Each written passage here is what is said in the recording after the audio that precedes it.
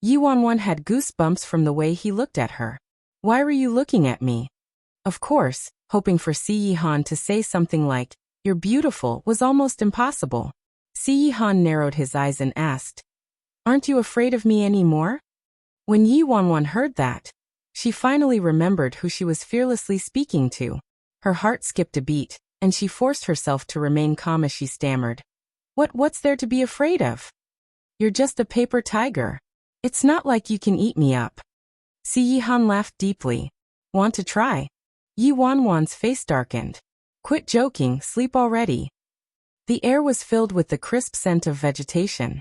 Beams of sunshine filtered through the gaps in the leaves, dancing on the girl's body and illuminating her cheek. One could practically see the lovely fine hairs on her body clearly. As she looked at him, all the gloominess and shackles on his back seemed to have melted at this moment. Si Yihan looked at her silently for a long time, but in the end, he still didn't ask that question. Why? Doesn't she want me dead? With Yi Wanwan's urging, Si Yihan finally closed his eyes. A few minutes later, his fingers cupping his head slowly relaxed. Yi Wanwan carefully placed his hand down and covered it with the blanket. She then sat on the stool next to him, reading the script while glancing at him from time to time. Not far off, Su Yi and Emo Xian witnessed the entire process. Emo Xian gasped in amazement. Grand Master of Beast Tamers, did you see that? She's the one. With Miss Ye's power now, all she needs is a whip in her hands. Cough. Sui coughed lightly and looked at him speechlessly. Emo Xian sighed. Bro, what did you call me back for? I'm actually useless. Sui rolled his eyes at the bastard who was whining even when he was on a paid break. Who says you're useless? I called you back to share some dog food with me, alright? I can't handle this alone. Emo Xian shrugged. Alright, you won. The Grandmaster of Beast Tamers, Yi Wanwan, monitored Si Yihan closely for several days until her parents started asking her about her work and begging her to return home for a meal. Luo Chen hadn't seen her for a long time as well, so he gently reminded her about the audition in a few days' time. She didn't have a choice but to leave for a short while. Before she left, Yi Wanwan discreetly dragged Su Yi to a corner. Hold this. Yi Wanwan pushed a little booklet into his hands. Miss Wanwan, this is? Su Yi was confused. This is the day-to-day schedule I prepared for him. You're always by his side, so I need you to help me monitor him. If he doesn't do any of this on time, give me a call, Yi Wanwan said. Su Yi swallowed. Yi Wanwan. What? Su Yi said carefully. Miss Wanwan, are you asking me to be a tattletale? Cough cough. Yi Wanwan coughed lightly. Don't make it sound so horrible. What tattletale? I'm just asking you to be devoted to watching the master's performance. Don't worry, I'll back you up. Su Yi scowled miserably and held the schedule like it was a hot potato. You sure you can back me up? Of course I can back you up. Yi Wanwan slapped her chest and promised him. Su Yi looked distressed and was still scared to death. Seeing Su Yi so terrified, Yi Wanwan rolled her eyes. If I really can't back you up, I'll use my beauty trap, alright. Su Yi. Alright, I'll definitely complete my mission. Yi Wanwan. Liked it? Take a second to support novels on Patreon. Following that, Yi Wanwan brainwashed Su Yi for a long time. The main point was that she encouraged him to be a tattletale, and if Ninth Master went into a rage, she'd back Su Yi up. If she couldn't back him up, there was still the old madam. Lately, the old madam was aware she had been monitoring Si Yihan's recuperation, and would definitely take her side. Maybe this is due to the joy and relaxation of being with someone he likes? The old madam observed that her grandson was indeed much more relaxed when he was with Wanwan. Also, she realized that her previous discovery was not a coincidence. Little Ninth seemed to really sleep better with Wanwan around. But she just wasn't sure how much these things that Wanwan was doing could change Si Yihan's condition. After all, according to Zhong Li's investigation, Wanwan had been together with Little Ninth for 2 years. During those 2 years, Little Ninth's condition didn't improve, so she really didn't dare get her hopes up. With Little Ninth's current situation, whether or not his health would improve, even Dr. Sun determined that no medication could save him, so how could she pin her hopes on a girl? After Yi Wanwan left the old residence, the first thing she did was eat a meal at her parents' place. During dinner, her parents naturally brought up the topic of her boyfriend. With Si Yihan's current condition, Yi Wanwan could only say that her boyfriend was very busy with work, and she would definitely bring him to meet them when she got a chance. After that, Yi Wanwan quickly drove to the office. Yi Wanwan returned to her office, turned on her computer, and dealt with a few emails and some publicity from magazines and newspapers. She then headed to the training room to look for Luo Chun. The little sheep was pretty hardworking. He was dripping sweat in the training studio. He was well worth her efforts indeed. Although she established a very good starting point for Luo Chun, this didn't mean that there would be no problems at all. The competition this time was extremely intense. The competitors for the male lead and supporting role were almost all A-listers and above.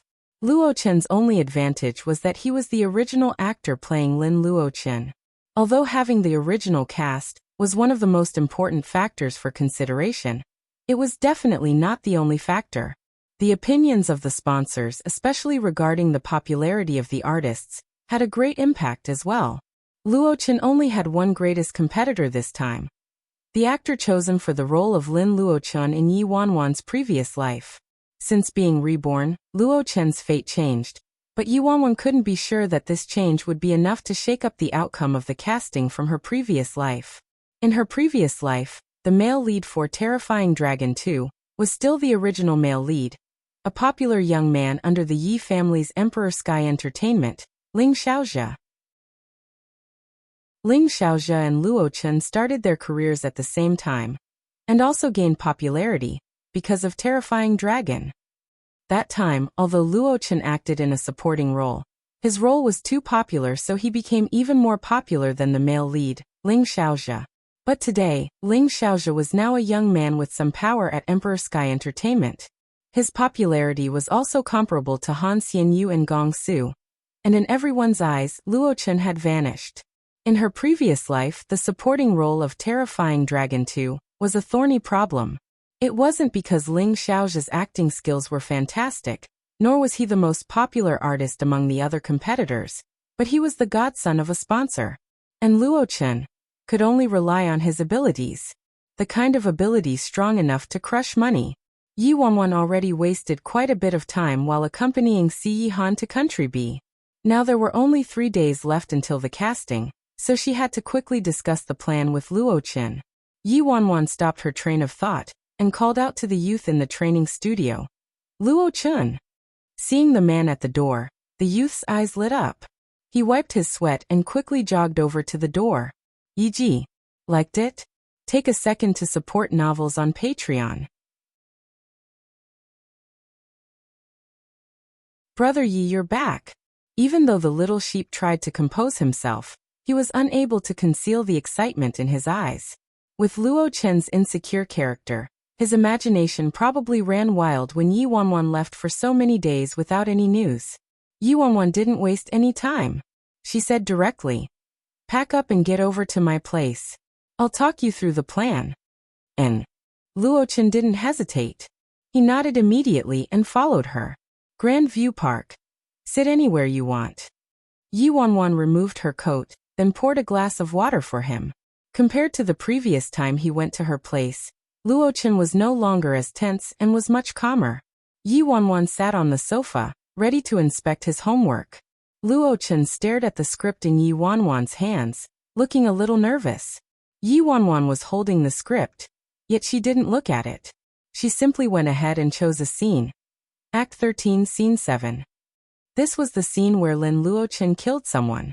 The plot was very simple. Lin Luo Chun killed a righteous martial artist with one blow of his sword, then turned around and left. There were no lines. This scene was solely based on facial expressions and body movements. Yi Wanwan mainly wanted to see how well Luo Chun understood the role of Lin Luo Chun in the second series through this act. We'll look at this scene then. Do you have any problems? Yi Wanwan raised her head and asked. Luo Chun shook his head. No problem. Luo Chun walked to the middle of the living room, took a deep breath and closed his eyes. 3 minutes later, when he opened his eyes again, his gaze was filled with a cold, murderous intent. Luo Chun placed one hand on his back.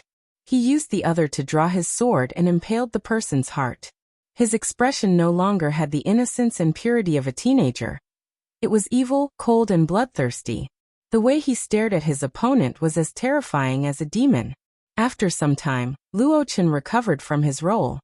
He turned to look at Yi Wanwan and looked somewhat nervous as he awaited Yi Wanwan's critique. Yi Wanwan rubbed her chin and pondered for a moment. You acted well as the great devil. After speaking, she paused before continuing. But it's a bit too superficial. Yi Wanwan got up and stood face to face with Luo Chen. Swish. She used the script as a sword and pierced Luo Chen's heart. Then she instantly pulled it out without wasting a second. Her eyes were just as Luo Chen interpreted. They were evil, cold, and bloodthirsty, but the difference was that there was no murderous intent. What replaced it was indifference, a kind of contempt and detachment that appeared to show an extreme lack of regard. It was as if the person standing before her wasn't a human, but a thing that had no life. Can you tell the difference? Yi Wanwan asked. A cold sweat started forming on Luo Chen's forehead, until Yi Wanwan asked a question that dispersed the immense pressure. Hearing what she said, he was a little shaken. He knew she had much greater deductive skills than him, but he didn't understand why. Why was it that she didn't have any murderous intent? Yet she was able to make him feel so terrified. Yi Wanwan explained patiently. The Lin Luo Chen at that time had already gone through all kinds of injustice and torment. His temperament had undergone a drastic change. You displayed this point well. But what's the biggest difference between him and the old Lin Luo Chen? Do you know? Luo Chen lowered his gaze and thought for a moment before answering hesitantly. Yes, the appreciation he had for life? Yi Wanwan revealed a smile. Luo Chen's perceptions weren't bad indeed. A hint was all he needed. That's right, it's the appreciation he had for life. If he considered people's lives, he would have a murderous intent. But if he viewed life like grass and dirt when he killed, there would only be indifference in his eyes. Luo Chen's eyes brightened up like he just gained enlightenment. I get it. Yi Wanwan nodded and was about to speak. At this moment, her phone started ringing and the caller ID indicated that the incoming call was from Sui. Liked it. Take a second to support novels on Patreon. A call from Sui? The Tattletales report came so soon. Take some time to digest what I said. I need to take a call, Yi Wanwan said to Luo Chen. Luo Chen nodded, took the script and sat down on the sofa obediently. Hello, this is Yi Bai, Yi Wanwan said. When Sui on the other end heard a man's voice, he was startled for a moment before realizing that there was probably someone else present. So Yi Wanwan had to assume Yi Bai's identity. Cough, Miss Wanwan, the maid brought the medicine in. But 10 minutes have passed and Ninth Master hasn't taken it yet, Sui said responsibly. What's he doing? Yi Wanwan frowned. After you left, Ninth Master has been reading documents, Sui replied weakly. Haha. Yi Wanwan let out a sarcastic laugh and hung up immediately. Sui realized that she hung up and he instinctively swallowed his saliva. Why do I feel that Miss Wanwan's sarcastic laughter just now was a little terrifying? But Miss Wanwan is so far away. Does she really know how to get Master to obediently take his medicine? Luo Chen, who was in the living room, also subconsciously took a glance at his manager. He wasn't sure who he was speaking to over the phone just now, but his expression was even scarier than when he was acting before. After she ended the call with Sui, Yi Wanwan put on her Bluetooth earpiece and called Si Han. It was a video call. After about 10 seconds, the other party answered. Is something the matter? Following the hoarse voice, a cold and charming face appeared on the screen at the same time. Yi Wanwan was dazzled by that face and almost forgot she was supposed to be angry. She quickly composed herself and regained her senses. Yi Wanwan tilted her head and smiled lazily. Nothing much. I was just a little bored, so I read your fortune for you. On the screen, Si Han stared at the girl's little face and raised his brows slightly. There was a bright smile on her face, but it was clearly laced with malice. It actually made the great devil feel guilty for the first time in his life. As expected, in the next second, the girl's expression changed. She smiled and said, I predict that you have a bowl of medicine next to your hand. It's been over 10 minutes, and you haven't drunk it yet. When Si Yihan heard that, he glanced in the direction of the door. Sui, who was hiding there, became so frightened that he started trembling, and in a moment of panic, he knocked against the door with a loud bang. Yi Wanwan spoke coldly, making sure to enunciate each word clearly. There's a fresh, young beauty 3 steps away from me right now. If you don't drink your medicine, I'll go over and pounce on him right now. Luo Chen, the little sheep who was 3 steps away from Yi Wanwan. The Si Yihan on the screen. Yi Wanwan's gaze didn't move at all, obviously warning him that if he didn't take the medicine, there really was nothing she wouldn't do. Finally, Si Yihan reached out and took the bowl of medicine. Yi Wanwan was satisfied only after seeing that Si Yihan had finished his medicine obediently. Go and take a half-hour break now before you keep working. No hanging up the phone. I want to watch you rest. She placed the phone on the side with the video call still turned on, ready to continue discussing the script with Luo Chen. The moment Yi Wanwan looked up, she noticed that Luo Chen was looking down, and his ears seemed to be slightly red. It was only then she realized that, there really was a little beauty 3 steps away from her. Liked it? Take a second to support novels on Patreon. Yi Wanwan coughed and hurriedly explained, it's my girlfriend. She doesn't want to take her medicine, so I had to resort to using a unique technique. Luo Chen nodded, indicating that he understood. Although he looked terrified, he could hear the care and concern in his voice. So it was his girlfriend who called. In the next few moments, a certain great devil was obviously unable to continue on with his work. Watching Yi Wanwan with a little beauty was enough to keep him busy. Housekeeper Su, who was still hiding at the door, gasped in amazement. Miss Wanwan was truly formidable. Not only did Master drink his medicine obediently, he even stopped working. Just how did she do that? As there were only 3 days left until the casting, Yi Wanwan made the most of all the time she had and talked through the script with Luo Chen for several hours. Once they were done, Yi Wanwan picked up her phone and got a shock when she looked at it. She realized that the video call was still in progress. You didn't hang up? Yi Wanwan asked with surprise. Si Yihan looked at her. That gaze seemed somewhat resentful. But it was hard to blame him. His own girlfriend was with another man the whole afternoon. Yet he could only see her through a video call. Yi Wanwan coaxed him gently. Baby, be good. As long as you take care of your body and recover from your illness, you'll live a long life, and in the future, we'll be able to spend a long, long time together till our hair turns gray. Right, even though he knew she was simply saying this to make him happy and didn't really mean it. Si Yihan's expression still warmed up a little, and he said plainly, Are you coming back tonight? Of course. You're not feeling well. Don't keep moving around. I'll come find you. I gotta hang up now. I'll leave the house after I get changed. Yi Wanwan hung up, then changed into her female clothes. Before heading to the old residence, Yi Wanwan went to a dessert shop, intending to pick up some desserts and candied plums for Si Yihan. Although his expression didn't change whenever he took his medication, just the smell of the Chinese medicine was scary enough, not to mention drinking it. He could eat some candied plums after he drank his medicine each time. That should make things more tolerable. This dessert shop had good business, so there was a very long queue, and Yi Wanwan waited for nearly half an hour before it was finally her turn. Miss, how can I help you? The shop assistant asked. Yi Wanwan wanted to mainly get their candied plums. This shop's self-manufactured candied plums were very popular, and had very good reviews. So she looked at the remaining 3 jars and asked, Is each person only allowed to buy 3 jars? Yes.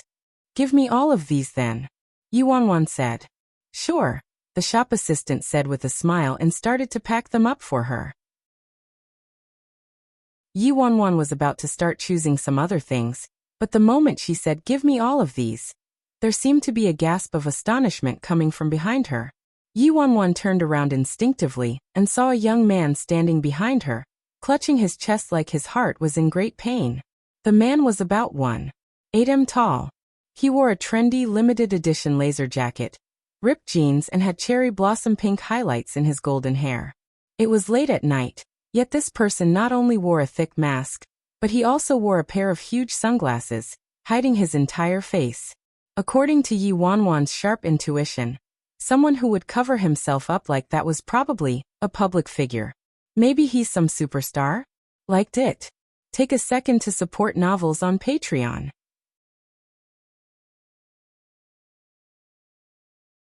Miss, your candied plums are all wrapped up. Would you like anything else? The shop assistant asked. Yi Wanwan came back to her senses and added a strawberry cake and a mango mousse. Thanks for coming, hope to see you again. The shop assistant bowed politely. Yi Wanwan gathered her things and left the store. But she felt that someone was following behind her, imitating her footsteps. Yi Wanwan turned around and realized that it was the masked man who had queued behind her in the shop. The moment she turned around, the man acted cool and pretended to stand by the side of the road with his hands in his pockets like he was waiting for his ride. Yi Wanwan strode off once again, and this time, the man didn't follow her. However, Yi Wanwan felt an extremely scorching gaze staring at her back. Yi Wanwan had no choice. She intuitively turned around a second time. In the end, she realized that, although this man wasn't following her anymore, he was still looking at her, and even with those big sunglasses covering his eyes, the sorrow and heartache in his eyes seemed to penetrate his sunglasses and land on her, strictly speaking, on the candied plums in her hands. Sensing Yi Wanwan's eyes on him, the man turned his head and pretended like he hadn't been looking at her. Yi Wanwan couldn't help but burst out into laughter. Must he do this for a few boxes of candied plums? However, if he really was a superstar, she understood how he felt. Artists had to restrict their diets and lose weight. It was a luxury to even be able to eat anything they liked. Yi Wanwan thought about it, and in the end, she took out a box from the bag and strode over to the man. When the man noticed her making her way towards him, he took a step back and looked like he was about to run for his life. Probably because he thinks I'm a fan of his and recognized him? Yi Wanwan stopped moving forward. She stood a step away from him and handed over the box of candied plums. You wanted this? Sorry, I bought the last 3 boxes. You can have this one. The man stood there in a daze, not reacting to what just happened. Take it. When Yi Wanwan continued to urge him, the man carefully extended his arms and quickly took the box of candied plums, as if he was afraid she would change her mind. Yi Wanwan laughed uncontrollably. This is pretty sugary. If you're on a diet, you better eat these sparingly. She then turned around and left. The man cradled the box of candied plums and remained rooted to the ground in a daze. His head was filled with the image of the girl laughing uncontrollably just now. That smile is more beautiful than the candied plums. When the man finally returned to his senses, he quickly strode forward to chase after her, but realized that the girl had disappeared into the night. Fuck! The man cursed softly in frustration. He took off his sunglasses and revealed an extremely beautiful face. At this moment, a pair of urgent footsteps came up next to him. A plump man ran towards him, panting and speaking quietly. Gong Su, you little brat. Why were you here? You made me look for you. Did you buy desserts again? Benji repeatedly warned you not to eat this stuff.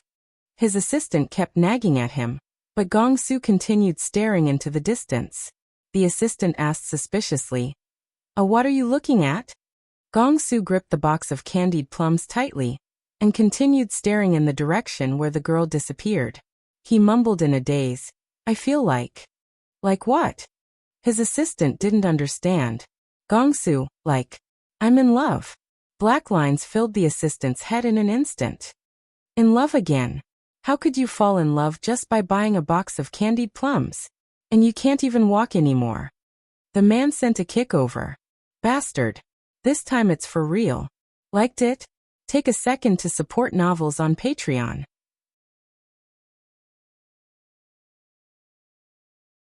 The assistant was speechless and muttered, when was it ever real?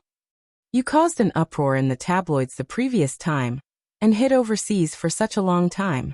Now that things have just settled down, don't you cause any more trouble.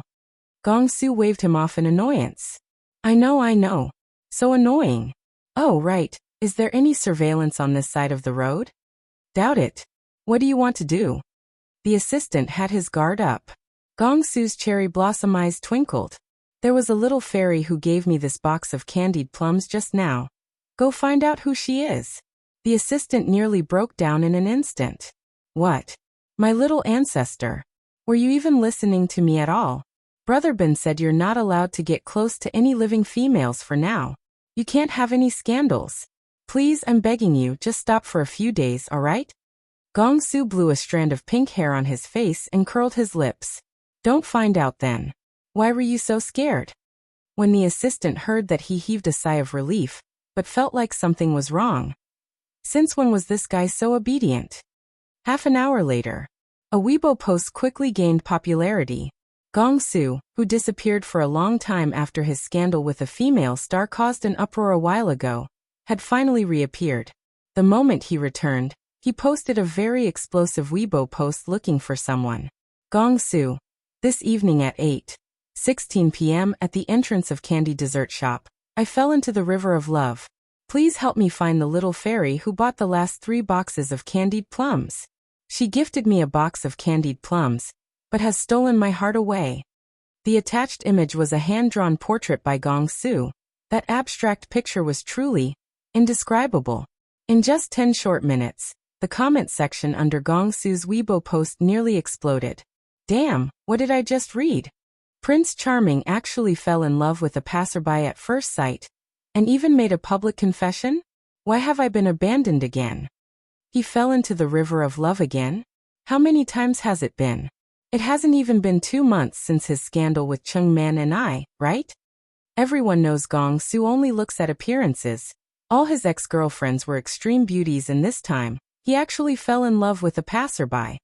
How pretty could that chick be? Gifted him a box of candied plums? Could she be a fan? Which fan would be this lucky, huh? That doesn't make sense. If she was a fan, she should have gifted him all 3 boxes. I guess she's really a passerby. Also, Gong-su wouldn't leave the house without covering his face, right? Am I the only one who's focusing on the fact that hubby actually sneaked out at night to buy desserts? Other than the teasing from his fans, his haters also flooded the comment section with insults such as playboy, jerk, and womanizer. Also, the fans of those girlfriends who previously appeared in scandals with Gong-su cursed him too. The entire comment section was exceptionally lively. In addition, some close pals of Gong-su who didn't find the incident big enough started to fan the flames by reposting. Very soon, his Weibo post reached the top of the popularity board. In a moment, the popular searches list was filled with searches like Gong-su encounters beauty at dessert shop, Gong-su's public confession, and Gong-su's love at first sight. At a certain villa in Imperial City, Zhou Wenbin stared at that Weibo post gaining more and more popularity by the second, and he poured out a torrent of abuse at his assistant. Moron! I told you over and over to keep an eye on him. Is this the way you work? He just came back and caused such a big problem. I did try to stop him, but it was no use. I didn't think he would secretly post this on Weibo after he promised to behave. The assistant cried. Didn't I ask you to take over his Weibo to keep his hands off of it? Liked it. Take a second to support novels on Patreon.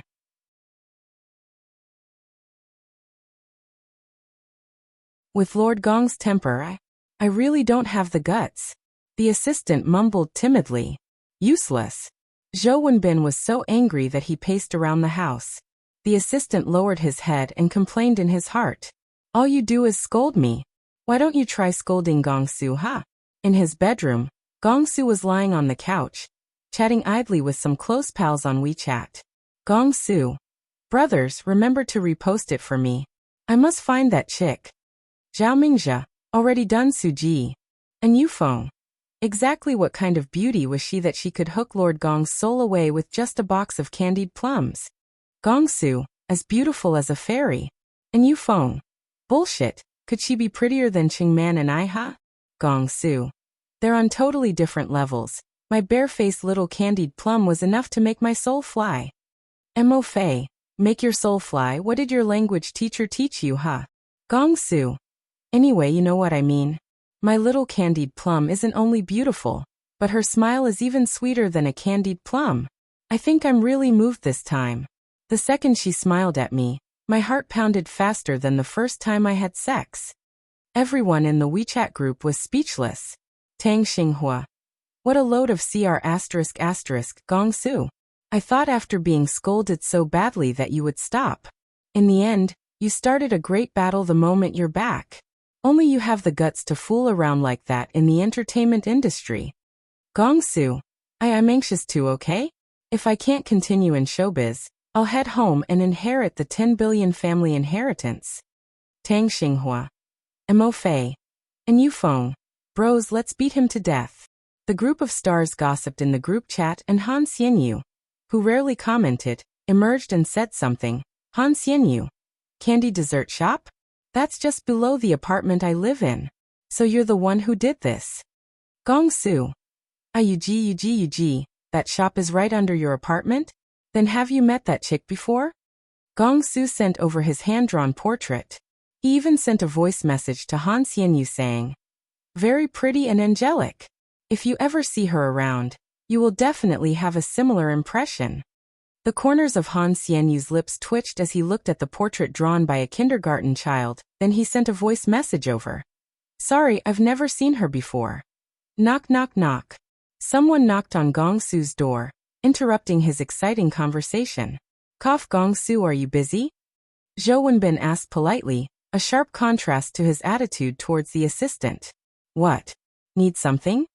Gong Su was obviously in a bad mood since he couldn't find his little candied plum. Gong Su, if you want to eat some desserts, you could get your assistant to buy them for you. Why did you take the risk yourself? What if someone with bad intentions finds out your identity and uses some tricks to try to get close to you? Zhou Wenbin guided him systematically and patiently. Gong Su rolled his eyes. If little candied plum really wanted to get close to me on purpose, I would smile even in my dreams. Zhou Wenbin choked and was speechless for a moment before he said, He, it hasn't even been an hour, and the post is already trending and in the headlines. It means you're still very popular. But if you have too many scandals, it's not good for your reputation. Besides, you just broke up with Chung Man and just her fans alone were difficult to handle. Zhou Wenbin sang praises and flattered him before reaching his main point. So you see, shouldn't you take down this Weibo post? A saying which means frightened out of one's wits. Liked it. Take a second to support novels on Patreon.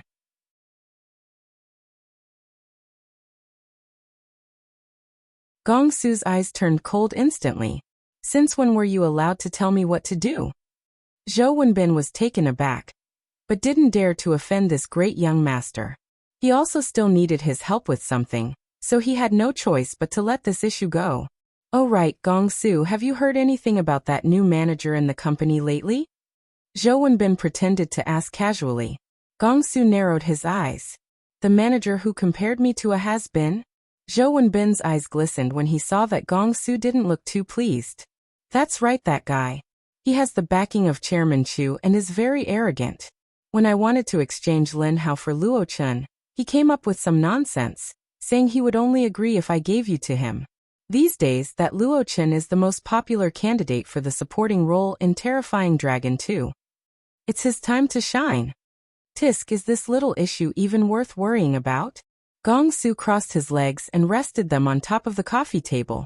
His face filled with disdain as he said, Don't worry about it, I can wipe out that guy with just a finger. Seeing that Gong Su was successfully angered, the corners of Zhou Wenbin's lips lifted upwards. Since Gong Su's feathers are ruffled, Yi Bai will definitely have a hard time now. HNG, he's just a newly appointed little manager. How dare he fight with me? Jean Garden. I'm back. Housekeeper Su, how's the master today? Is he any better? Yi Wanwan was still ignorant about everything that happened online. Carrying a plastic bag, she walked in. The first thing she did was check on Si Yi Han's condition. When Sui saw that Yi Wanwan had returned, he felt like he was looking at his own backbone, and felt an indescribable calmness. He quickly replied, Master's condition today is all right. In the morning after he got up from the chair, he felt a little dizzy for a while.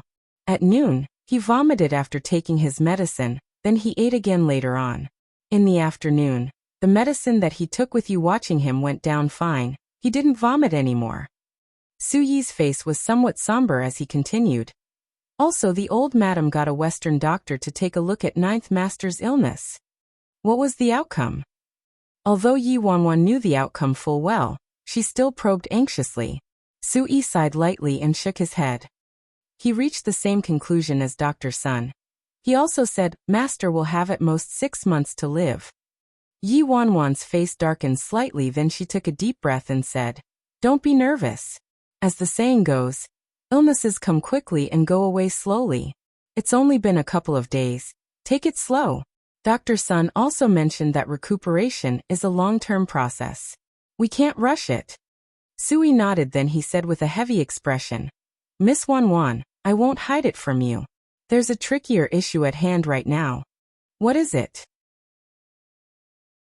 The news of Ninth Master's grave illness leaked out somehow, and now there's already quite a bit of reshuffling in the family clan. The old madam is worried about Ninth Master's health, so she doesn't allow him to interfere, and she went to investigate the incident involving the traitor. Sui told Yi Wanwan the bare-faced truth. Yi Wanwan froze. She couldn't help but recall what happened in her past life. Back then, the old madam seemed to be the person who investigated the incident as well. In the end, when all the clues were just about to be pieced together, the old madam passed away suddenly and the clues vanished. At that point in time, the C family told outsiders that the old madam passed away due to a serious sickness, but how could there be such a coincidence? She passed away the day before she was about to confront the traitor. The mastermind behind the scenes definitely had something to do with the old madam's death. Once they were sure Si Yihan's health would continue to deteriorate, the mastermind would definitely become even more fearless. Liked it? Take a second to support novels on Patreon.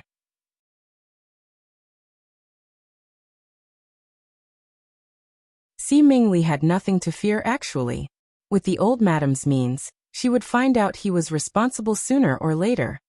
The trickier problem was the man behind the scenes. And regarding this man behind the scenes, even Yi Wanwan didn't know who he was. Got it. If there's any news from the old madam's side, do inform me immediately, Yi Wanwan said. Sui nodded instantly. Yes. When Yi Wanwan heard that, she raised her brows slightly. Housekeeper Su trusts me so much now. Sui knew very well that the mole was already dead, and that Yi Wanwan didn't find out about the classified information through the mole at all. Logically speaking, he should have been suspicious of her true identity. Instead, Sui replied solemnly, I believe in Miss Wanwan, and I also believe in Ninth Master's judgment. Yi Wanwan burst out in laughter. That's right, your sense of awareness is much higher than certain people. Sui knew who Yi Wanwan was referring to, so he coughed lightly and said, Cough Luing, he's just a little stubborn. Yi Wanwan waved it off and said, I'll go take a look at your master now. The evening medication should be ready by now, right? I'll bring it over. Sure, I'll carry it here. After some time, Yi Wanwan took the bowl of medicine from Su Yi's hands and went upstairs to the bedroom. Creak. She pushed the door open. All she saw was Si Yihan sitting on a wicker chair on the balcony. On the round table in front of him was a pot of tea and a notebook, which had pages flipping lightly in the evening breeze. It was a rare moment, seeing Si Yihan out of his work mode. For some reason, watching Si Yihan silently sitting there gave her a peculiar kind of loneliness, like he was all by himself in this entire world. Si Yihan was godlike when he worked, devising strategies and making plans. Everything went according to his plans and was under his control. But when he rested, he was like someone who lost his way, like he didn't know where he should be heading. This man. Is it possible he doesn't have any other interests aside from working?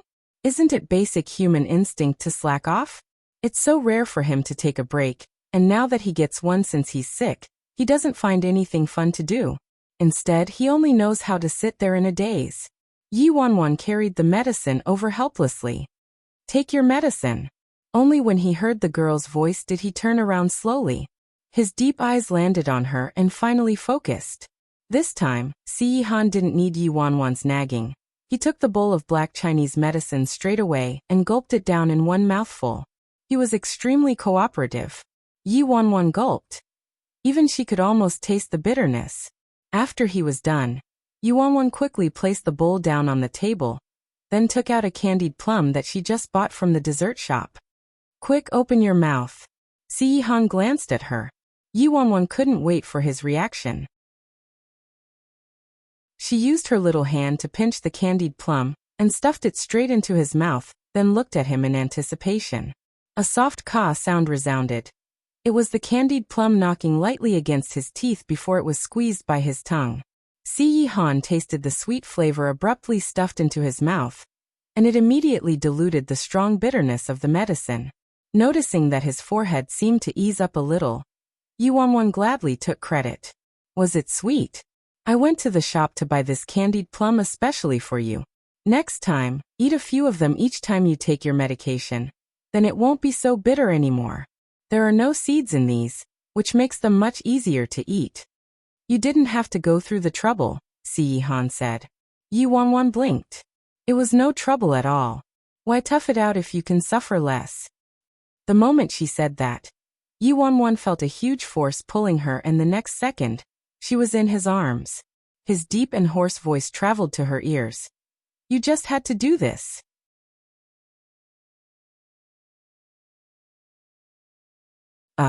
This means that I'm sweeter than candied plums? Yi Wanwan stood still in his embrace and turned to look at him, surprised that Si Yihan actually had this level of EQ. Could this be because he's dying? I feel that Si Yihan seems much gentler lately. While Yi Wanwan entertained these thoughts, Si Yihan answered a call, while still holding her in his embrace. After listening to the other party on the phone speak for a while, he replied expressionlessly, "No need to send him to the prosecution hall. Just dump him at Dragon Burial Hill." Dragon Burial Hill is a burial site for unmarked graves, located in the suburbs. When Yi Wanwan heard that, her face darkened. It's such a romantic moment. Can't he mind his tone? What EQ? It was really just a fleeting moment after all. Before going to bed, Yi Wanwan had the habit of scanning through some entertainment news. That night, she realized Gong Su's name was everywhere. Gong Su's new darling, little candied plum fairies online. The whole nation looks for the candied plum girl. A love sparked by a box of candied plums. Gong Su's empty confession to a passerby. Gong Su's back? Seeing Gong Su's name, Yi Wanwan's interest was piqued. After all, Gong Su was Zhou Wenbin's strongest playing card. But what on earth are little candied plum fairy and candied plum girl? Yi Wanwan quickly opened one of the articles and found out Gong Su had posted on his Weibo that he was looking for someone. The entertainment industry's playboy seemed to have his eyes set on a passerby. As a public figure, his popularity took a hit from a recent scandal. Yet he actually dared to post something like this on his Weibo so soon afterwards. Plus, it was a confession that he was looking for someone. He definitely wasn't your average person. He was rich and willful. Zhou Wenbin was probably completely stressed out over this. Considering Gong Su's background, he was a very powerful playing card indeed, but it was probably not an easy task managing him. Yi Wanwan continued reading the contents of the Weibo post like it was no big deal while she mocked him. This evening at 8:16 p.m., at the entrance of the candy dessert shop, I fell into the river of love. The moment she read the first line, Yi Wanwan was somewhat surprised. The incident actually took place at the location she was at not too long ago. But when she read the second line, Yi Wanwan froze. Please help me find that little fairy who bought the last 3 boxes of candied plums. There was only one candy dessert shop in all of Imperial City, and it was located under her apartment. The person who bought the last 3 boxes of candied plums, wasn't that me? Damn. What's going on here? Yi Wanwan was stunned for quite some time. Then she quickly continued reading. She saw his public confession. She gifted me a box of candied plums but stole my heart away. Yi Wanwan's jaw dropped. She was in a daze for at least 10 seconds before coming to her senses. She was completely stupefied. Not only was she the one who bought the last 3 boxes of candied plums tonight, but she was also the one who gave a box away. She read the post again carefully. Even the time and place matched. So that masked man I met at the dessert shop just now was actually Gong Su. She had been wondering whether he was some star, but who could have guessed that not only was he a star, he was actually Zhou Wenbin's strongest playing card. Must it be such a coincidence? Truly. Enemies walk on narrow roads. What kind of ill-fated meeting was this? Liked it? Take a second to support novels on Patreon.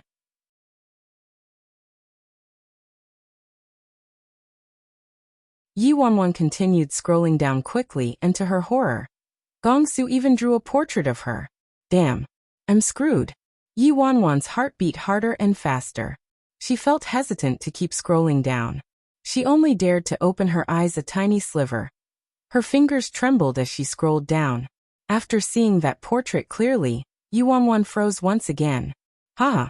Gongsu, go to hell. What nonsense did he draw? Other than getting the color of my clothes right, which part of this looks anything like me? While she mocked him, Yi Wanwan heaved a sigh of relief, thankful that he didn't have any artistic talent at all. If I knew earlier, I wouldn't have been so kind to give him any candied plums, seeing as he's so pitiful.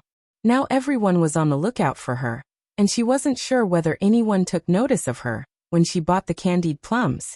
It seemed like she had to be more cautious these next few days and avoid being in the vicinity of the apartment dressed as a girl. The next day, Yi Wanwan changed into a male outfit and wore a mask just in case. She headed down to the candy dessert shop discreetly to nose around. Although Gongsu's reputation was in complete ruin, he was still very popular. His title as the Little Prince of Scandals was legitimate. But within one night, the candy dessert shop quickly became a place of interest. Many fans dropped by and were even taking photos for memory's sake. With these gossipy passers-by, the entire street was packed. There were also reporters who were interviewing the shop assistant who worked that night. Yi Wanwan stood in the crowd and pricked her ears, listening. Reporter. Hello, miss. Were you the shop assistant who served the little candied plum fairy? Shop assistant. Yes, since there were only 3 boxes of candied plums left, that lady bought all of them, so I have a bit of an impression of her, plus that girl. Reporter. What about that girl? Shop assistant. That girl was extremely stunning. The reporter said, excited. Really? Extremely stunning? Shop assistant. Yes, it's that kind of classic beauty. I've seen many actors and actresses while working here, along with some A-listers. At the time, I thought this girl was some superstar, but I didn't find her familiar at all, and was sure I hadn't seen her on any TV shows, so she probably wasn't someone from the entertainment industry. The reporter probed excitedly. Then could you please describe the girl's looks? The shop assistant hesitated and replied apologetically. I'm sorry, this implicates the customer's privacy. I can't answer that. The reporter persisted several times, but was rejected politely by the shop assistant. Listening up to this point, Yi Wanwan felt relieved. Thankfully, this shop followed some rules, but even if the shop assistant described her appearance, it would be pretty much impossible to find her with just a verbal description. Yi Wanwan lingered for a while before heading back to the apartment. She still had to talk through the script with Luo Chen today. Shortly after she returned, there was a knock on the door. Yi Wanwan thought it was Luo Chen, but it was Han Xianyu instead. Xianyu? Why were you so free today? Are you done filming the commercial? Yi Wanwan opened the door. I finished filming and returned last night. Han Xianyu stepped inside while asking in a gossipy tone. Oh right, have you seen Gongsu's recent scandal? Yi Wanwan coughed lightly. Yes, why? Many people are saying she might be someone living in our apartment building, but I don't have any impression of the girl Gongsu described. Yi Wanwan's face darkened slightly. It was impossible that Han Xianyu could have seen that girl before, since she rarely dressed as a female in the area. Who would have expected that she would get into this situation, just by buying some desserts? How did he describe me? Yi Wanwan asked subconsciously. Liked it? Take a second to support novels on Patreon.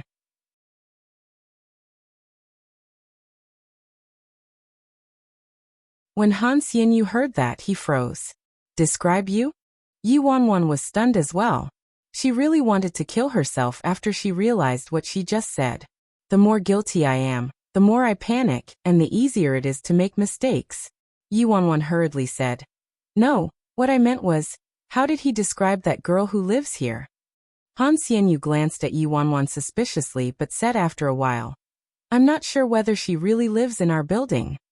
Cough. Oh, you haven't answered my question. What exactly did Gongsu say? Maybe I've seen her before. Yu Wanwan quickly changed the subject. Han Xianyu took a seat on the sofa in the living room. He opened WeChat on his phone, then passed the phone over to her.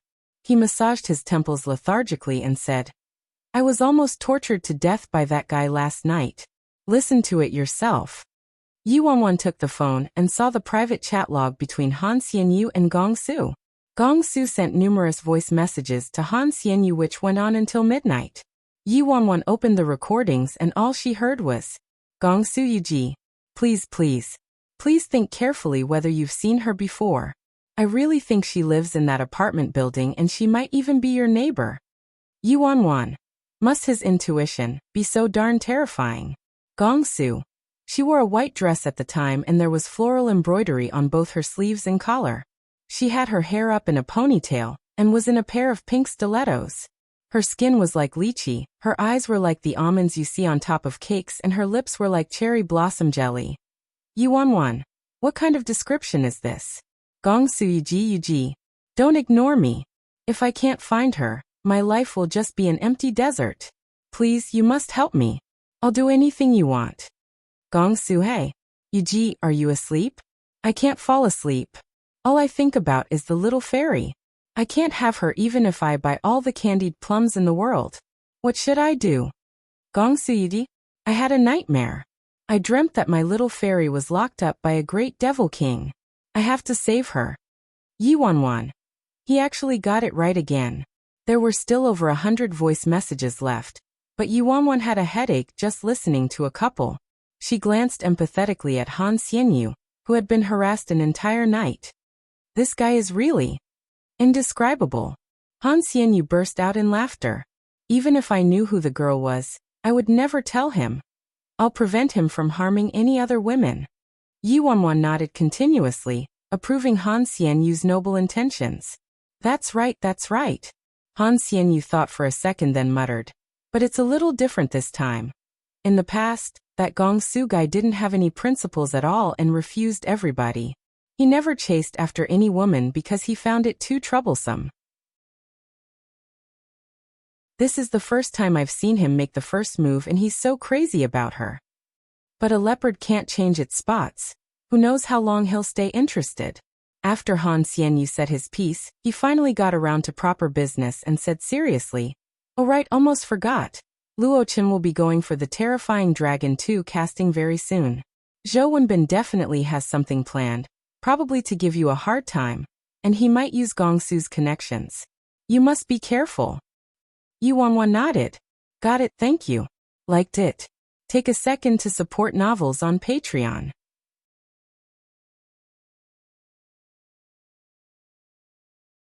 After Yu Wanwan sent Han Xianyu off, she suddenly remembered the voice messages Gong Su sent. She didn't know whether to laugh or cry. Is this guy magic or something? Why doesn't he set up a stall to read people's fortunes? He got so many things right even when he was just blabbering casually. He could totally steal some fortune-telling business from me. In the next 2 days, Yu Wanwan took note of Zhou Wenbin's movements while she quickly went through the script with Luo Chen. Zhou Wenbin didn't seem to be plotting anything. Yu Wanwan had no idea what he had up his sleeves. As for Gong Su, he had always been very high profile. The whole world knew he was looking for someone, and not only did he mobilize his fans, but he even mobilized everyone around him. Now the entire industry knew about it. Luckily, Yu Wanwan rarely dressed as a girl in her neighborhood, and would wear a mask if she did. Even if anyone saw her in the shop that day, the possibility of finding her was slim. This kind of incident would probably pass after a week when they couldn't find her, so Yu Wanwan wasn't very worried about it and focused on preparing for the casting. In the blink of an eye, it was the day of the casting. The launch of the Terrifying Dragon 2 project caused a huge buzz. Many actors worked very hard to get a piece of the action. On the day of the casting, a few actors arrived very early at the casting venue. Since Song Jin Lin and the others hadn't arrived, the actors gathered together and started chatting. I heard Ling Xiaozhi is already confirmed as the male lead? Of course he is. Not only was he part of the original cast of Terrifying Dragon, he also calls the shots at Emperor Sky Entertainment, and he's insanely popular now. Now that he's willing to make some time to continue acting in this role, that's exactly what the director wants. A starlet said in a matter-of-fact tone. I heard they wanted to use the original cast for the filming of Terrifying Dragon 2. Just as these people were chatting amongst themselves, Yi Wanwan walked in with Luo Chen. Everyone looked up. The moment they noticed the two people who walked in, their gazes became odd. Original cast? Oh, here comes another one from the cast. One of the starlets sized up Luo Chen, who was standing beside Yi Wanwan, a tinge of ridicule in his eyes. Before, when Terrifying Dragon was just released, this Luo Chen was also popular for a period of time, but now... That person didn't finish his sentence, but the others knew exactly what he meant. Luo Chen's performance in Terrifying Dragon wasn't bad. He also used to be really popular, but this only lasted a year. After that, there was no news of Luo Chen at all, while Ling Xiaojia, who debuted at the same time as him and acted in Terrifying Dragon with him, became more and more successful. Today he was at a position where ordinary actors couldn't compare to him. They were two people who came from the same TV series, yet after a few years, they were a world apart.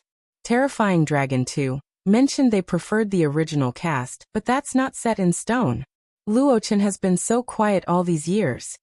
How could it be that easy for him to come back to fight for this part?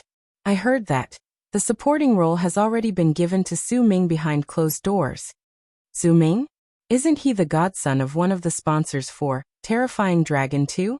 Then I think Luo Chen probably doesn't stand a chance anymore. What does he expect? Does he really think he's still the same actor as before?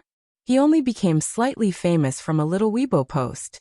He should be grateful he's even being considered for the casting. The starlets gathered together and mocked him between themselves.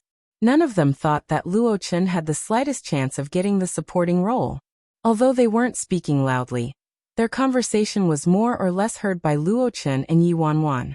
Luo Chen's face stiffened when he heard Su Ming's name. Yiji. Luo Chen wanted to speak, but he stopped and looked at Yi Wanwan.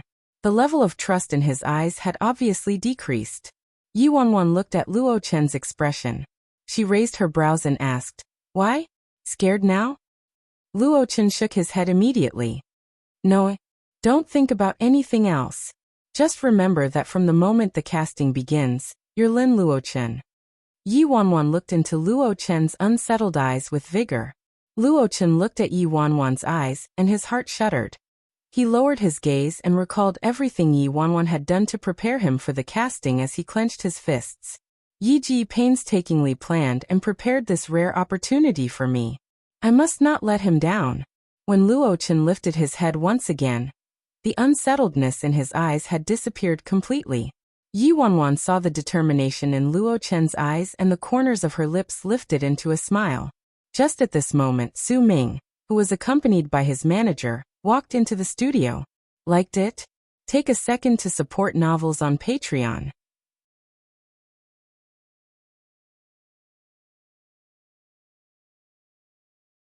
The artists, who were still engrossed in their discussion, immediately went silent after they saw Su Ming walk in. Su Ming had a rather impressive figure. His looks were in line with the current aesthetic taste of the moment, and he had a height of around 1.8 meters, as tall as a clothes rack. There was nothing much to pick on him about his personality, and on top of that, he wasn't bad at acting. He had been having strong momentum in the entertainment industry the past few years, and his popularity was continuing to soar. Su Ming strode into the studio, and the pair of arrogant eyes on his self-assured face swept around the studio. His manager, following behind him, smiled. "Ming, Director Song and the others haven't arrived yet. Please wait here for a while."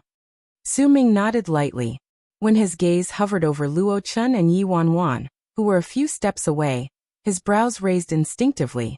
The manager noticed Su Ming looking in that direction, and followed his line of sight.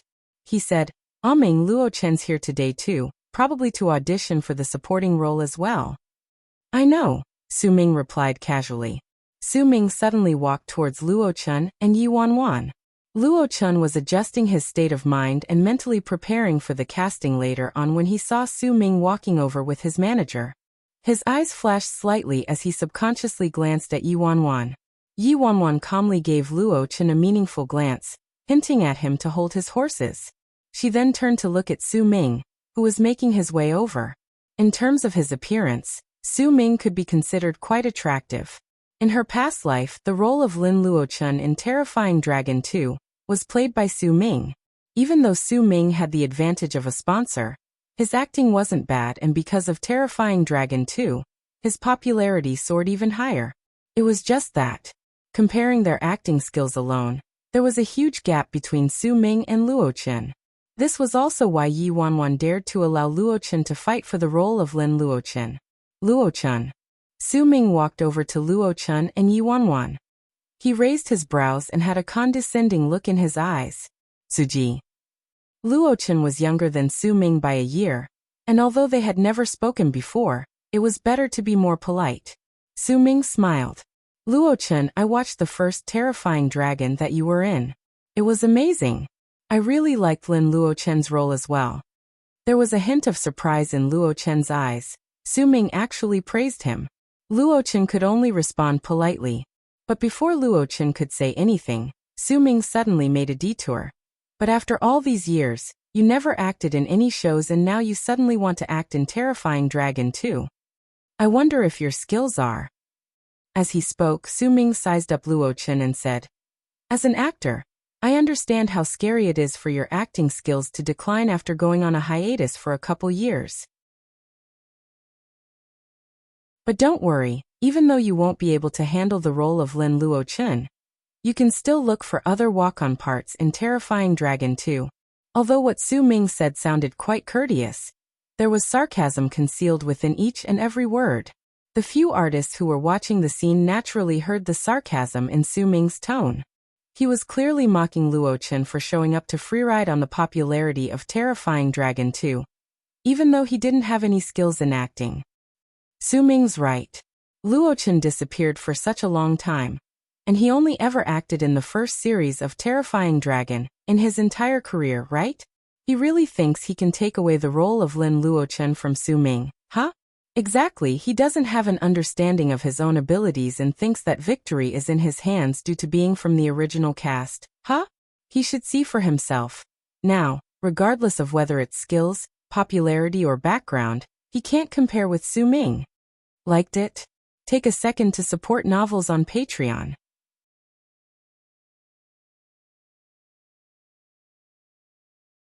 One may say that Su Ming was very arrogant. But he could afford to be arrogant. He had both skills and a strong backer. Although his acting skills were a far cry from old-school artists, if Su Ming was compared to a group of young idols, his acting skills would be considered pretty good. For example, the classic bad example, Gong Su. Even though he gained popularity through his stunning looks and abundance of wealth, his acting was too horrible to even watch. He could only show one facial expression from start to finish. He couldn't even remember his lines and only said the numbers 1, 2, 3, 4, 5, 6 while acting, forcing the dubber to add his lines in manually. Photoshop cutouts, using substitutes, and all kinds of other shady techniques weren't out of the ordinary. So a young man like Su Ming who was popular, had a sponsor as his backer and had average acting skills was already considered quite remarkable. No wonder he got the part of Lin Luochun in Yi Wanwan's past life. If the director was anybody else, Yi Wanwan wouldn't have dared to bet that Luochun could fight with Su Ming, but the director this time was Songjin Lin. The Songjin Lin who revived the second season of Terrifying Dragon, to fulfill Lin Zhong's final wish.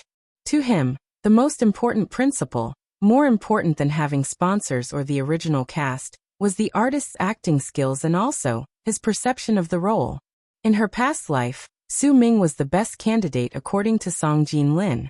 However, if there was someone more suitable for the role than Su Ming, the hype she created for Luochun was simply to help him gain entry into the competition.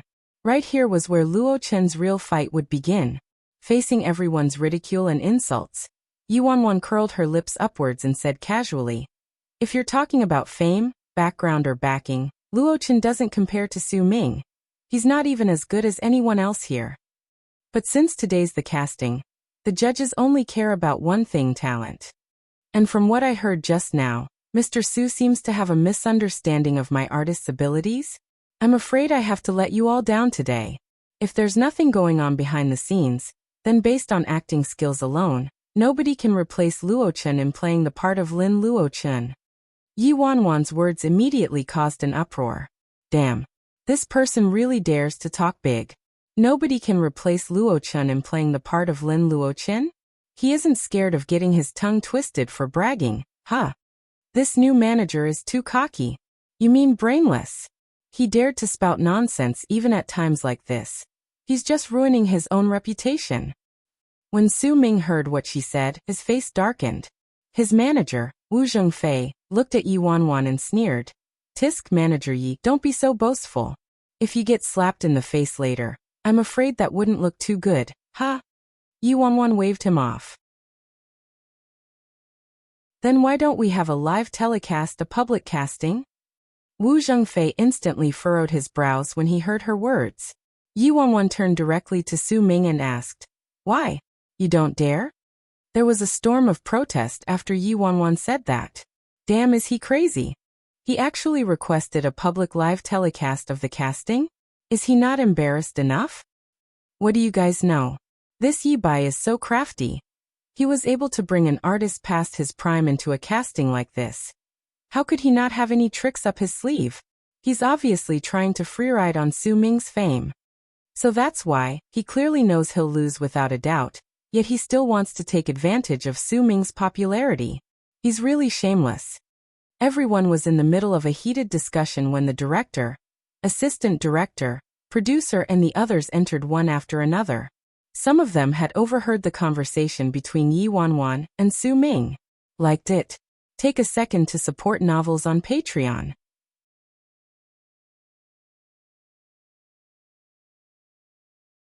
Song Jinlin stopped in his tracks and took a glance in the direction of the young manager who had just spoken so wildly. Su Ming was young and impulsive. How could he tolerate Yi Wanwan talking to him like this? Furthermore, he had always been known as the best actor among the young idols, and was relatively confident about his acting.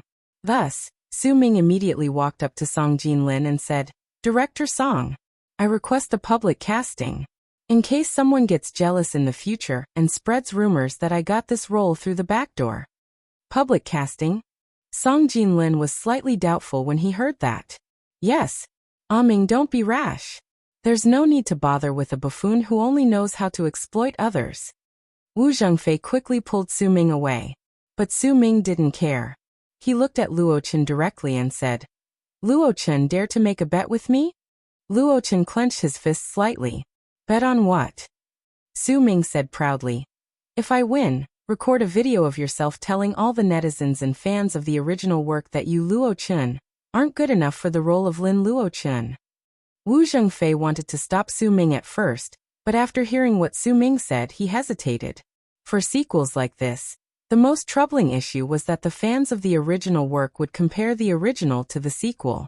If they were able to tarnish Luo Chen's image in his fans' hearts in the process of today's casting, that would be very beneficial for Su Ming. He already had some inside information about Luo Chen. He hadn't taken on any projects in the past 3 years, according to the internal staff at Dazzling Media. Also, the video which made him famous took an entire day to film, as he had NG countless times before they could capture that scene. As for Su Ming, he spent a lot of money and hired a teacher to give him 6 months of special training. His acting couldn't easily be compared to the skills of an ordinary newbie. Wu Zhengfei intentionally chose this sequel for Su Ming as his transformation piece as he works towards becoming a capable artist. Faced with Su Ming's taunting, Luo Chen was silent for a long time before he said, What if I get the role? Su Ming acted like this possibility never crossed his mind, and he replied mockingly, If you win, you can do anything you like. This time, Luo Chen didn't look like he was going to cower in fear.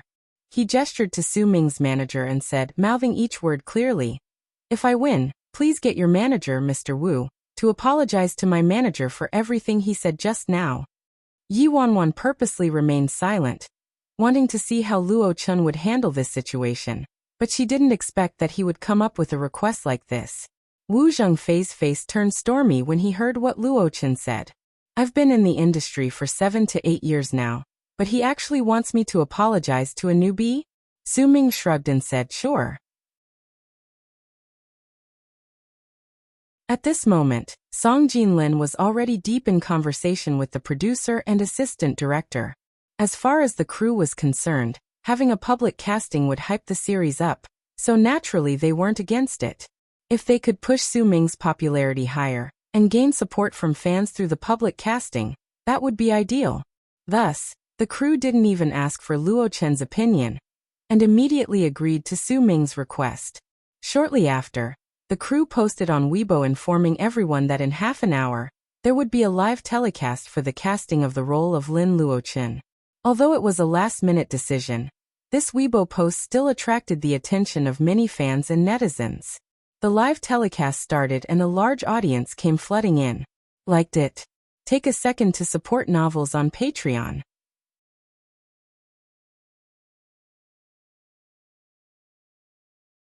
Yi Wanwan watched coldly by the side as the crew got everything they wished for and prepared for the live broadcast with high efficiency. They already concluded that Luo Chen's skills weren't as good as other actors, and they were eagerly waiting to see Lin Luo Chen used as a stepping stone to advance Su Ming's career, thus maximizing the benefits. Meanwhile, Yi Wanwan was taking advantage of this exact mentality of the crew in addition to Su Ming's ego to smoothly execute this live broadcast. Luo Chen turned to Yi Wanwan, feeling a little guilty for deciding to agree to Su Ming's bet. Yiji, was I too impulsive just now? Yi Wanwan laughed. Impulsive? I thought we were on the same page? The live public broadcast was initiated by her first after all. By obtaining affirmation from Yi Wanwan, it was like Luo Chen's teetering little boat gained a sail. There was now a determination in his eyes. At this point in time, the selection of roles for Terrifying Dragon 2 was a hot topic and the casting drew even more attention. Once news of the crew changing the casting to a live public broadcast went out, almost every netizen was filled with excitement. Ever since live broadcasts were popularized, this was the first time a production actually had a live broadcast of a casting, so this broadcast attracted many viewers due to its novelty. Shortly after the live broadcast began, all the candidates drew lots for their casting sequence, then each individual auditioned in sequence.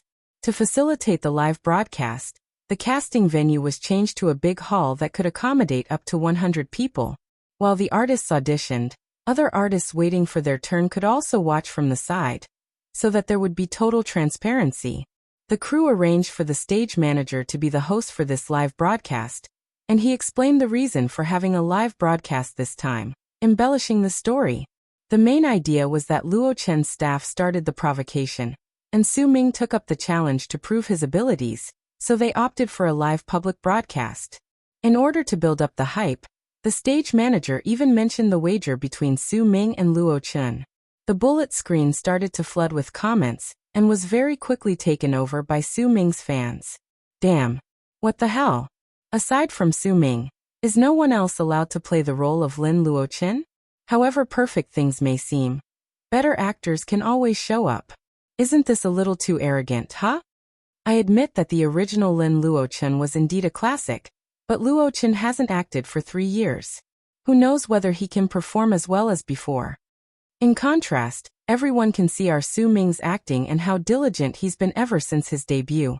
He even cleared his schedule to go abroad for a few months to improve himself. This is the attitude needed for the role.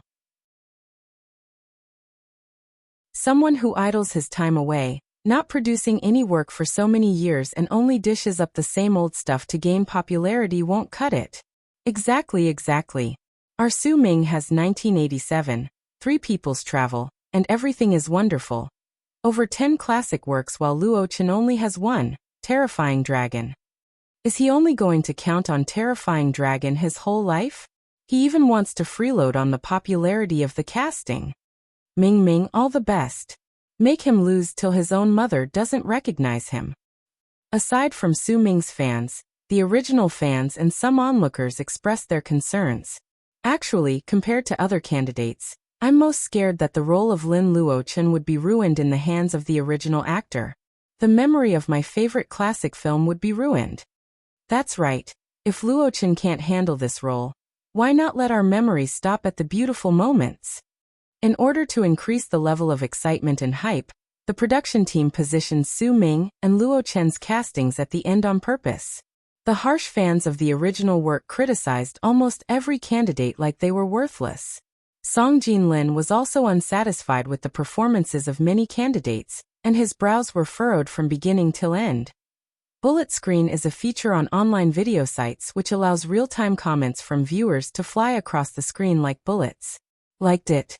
Take a second to support novels on Patreon.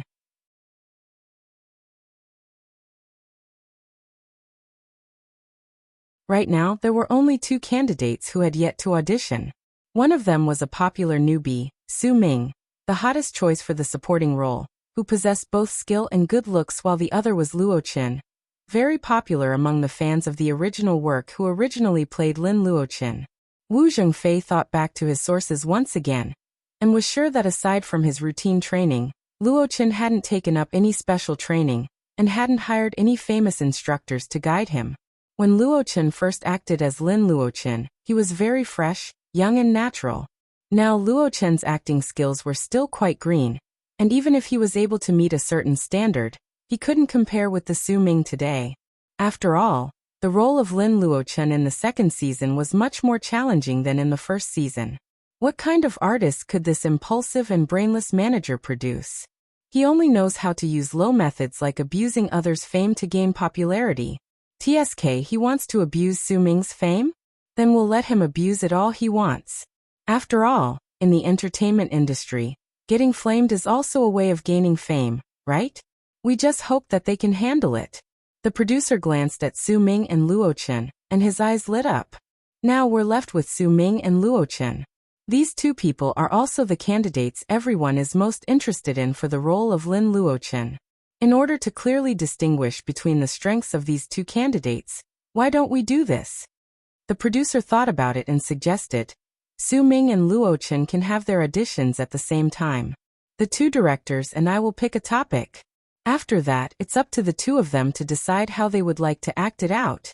What do you all think? The producer spoke so naturally that the assistant director was tempted to go along with it. This idea's not bad.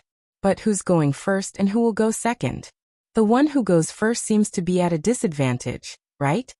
I'll go first then. Senior Luo Qin hasn't acted in so many years that I don't want to have an unfair advantage. Su Ming glanced at Luo Qin at the side and volunteered himself.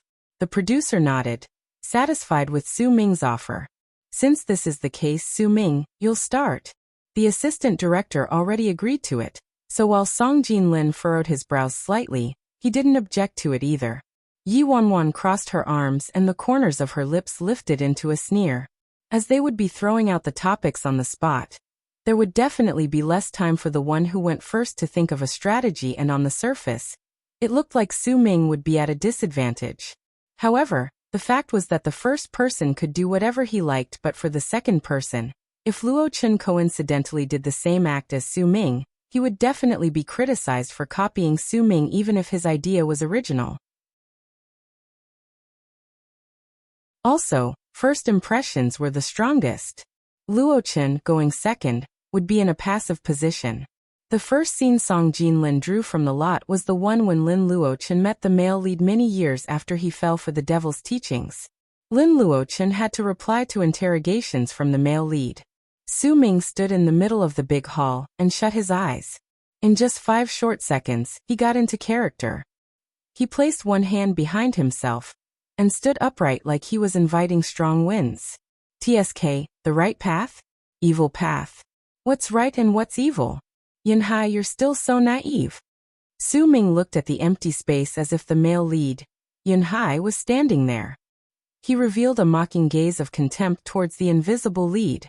Following that, Su Ming's acting immediately became 30% crazy and 70% violent. Let me tell you, history has always been written by the victors. From this day forward, this place is good if I say it's good and evil if I say it's evil. Liked it? Take a second to support novels on Patreon.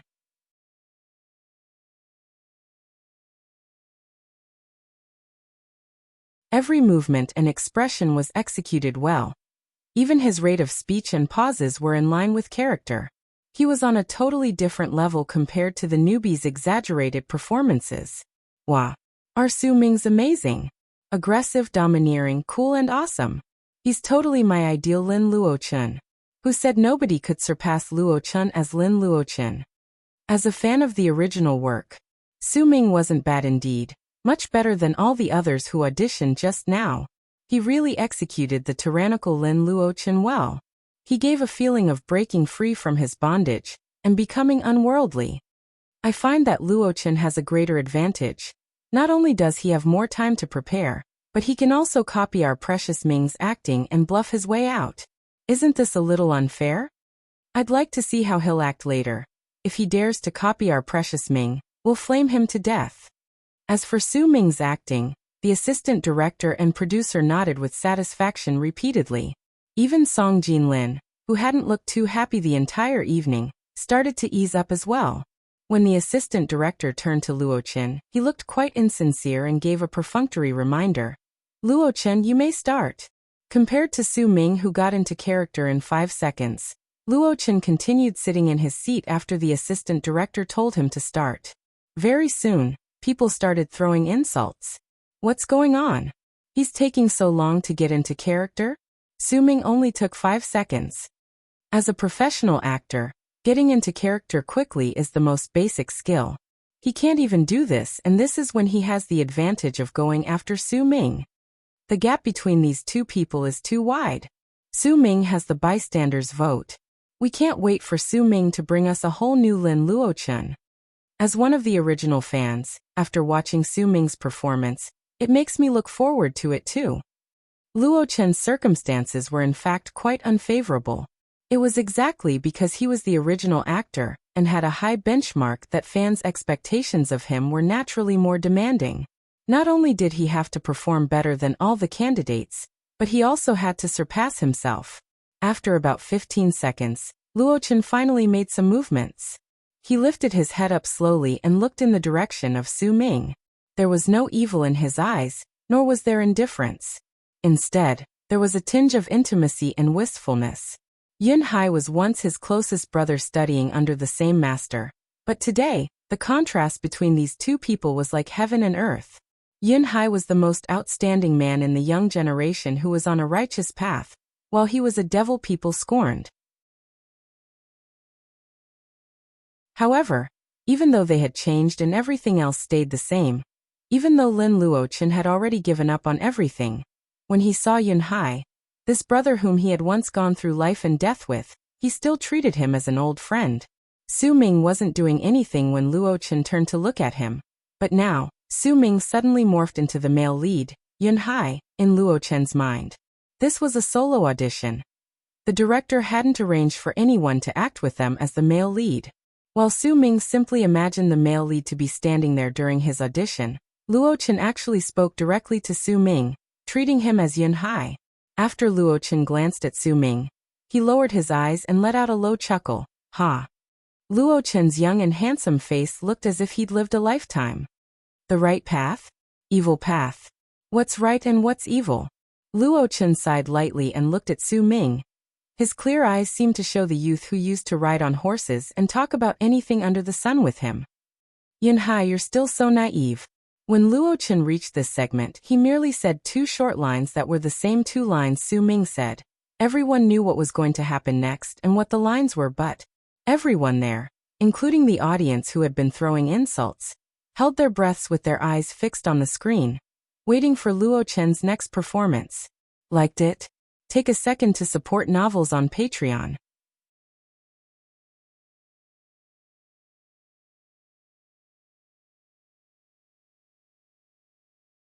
After Luochen said that line, he finally stood up slowly. Step by step, he walked over to Su Ming.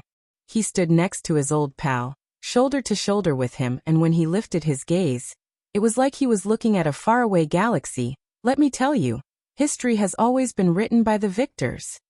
From this day forward, this place is good if I say it's good and evil if I say it's evil. When Luochen said that line, it was unlike Su Ming's crazy and violent interpretation. Instead, his tone was as wispy as the clouds. It was like he was saying something very ordinary. His tone was like a clear lake that was deathly still. After he finished that line, he walked away slowly, brushing past Su Ming. This signified that a pair of brothers, who once shared the same principles and wielded swords together, had now parted ways and were taking different paths in life. After a long time, there was still silence at the scene. Even the comments on the bullet screen on the live broadcast stopped. That concludes my audition. When Luo Chen turned around, faced the production crew and took a bow, everyone came back to their senses. Song Jinlin, who had been blank-faced throughout the evening, looked excited.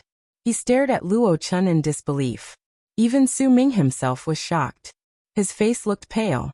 He was involved with Luo Chen's act the whole time, so he felt a more direct impact than anyone else. He was almost sucked into the act by Luo Chen and believed he really was Yin Hai. The bullet screen which stopped just now was flooded once again. Damn. Awesome. He was totally possessed by Lin Luo Chen. What do you mean possessed by Lin Luo Chen? This is Lin Luo Chen himself. I thought Su Ming's performance was perfect, but now, after watching Luo Chen's, this was truly a case of the master showing everybody how it's done. Su Ming's act was almost perfect and I know he's very good at acting, but Luo Chen, whether or not he's good at acting, probably didn't use his skills. He was completely immersed in the storyline because he was that person in the story. He's Lin Luo Chen. This is the difference between the master himself and the other actors. Su Ming was Lin Luo Chen before, but in just a second, he was brought into the act by Luo Chen and became Yin Hai. Actually, while all of you were paying attention to Su Ming, I was watching Luo Chen and realized that he's not slow at getting into character because he was already in character all along. He didn't need to get into character at all. This is too exciting. The original is truly the original. This role isn't something that can easily be played by just anyone else. Song Jinlin was deep in thought. The scene he chose today wasn't a random choice, but it had a deeper meaning to it. This scene looked easy, but it was actually the most important emotional plot shift in the sequel.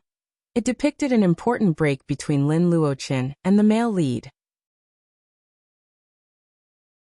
One must know that in the second series, the relationship between the supporting actor and male lead was very crucial. They were friends yet enemies. They had differing principles yet were so alike. These contradicting states were very difficult to act out. For instance, although Su Ming's performance just now wasn't bad, it was too flimsy. He simply acted out the storyline and ignored the relationship with the male lead and the link to the entire plot. In contrast, Luo Chen's acting was so intense. With just a few lines and a simple storyline, he was able to convey the entire story, and at the same time, he displayed the conflict and struggles within the character. He must have put in hard work to understand this character thoroughly. Otherwise, it would be impossible for him to reach this level of skill. Liked it? Take a second to support novels on Patreon.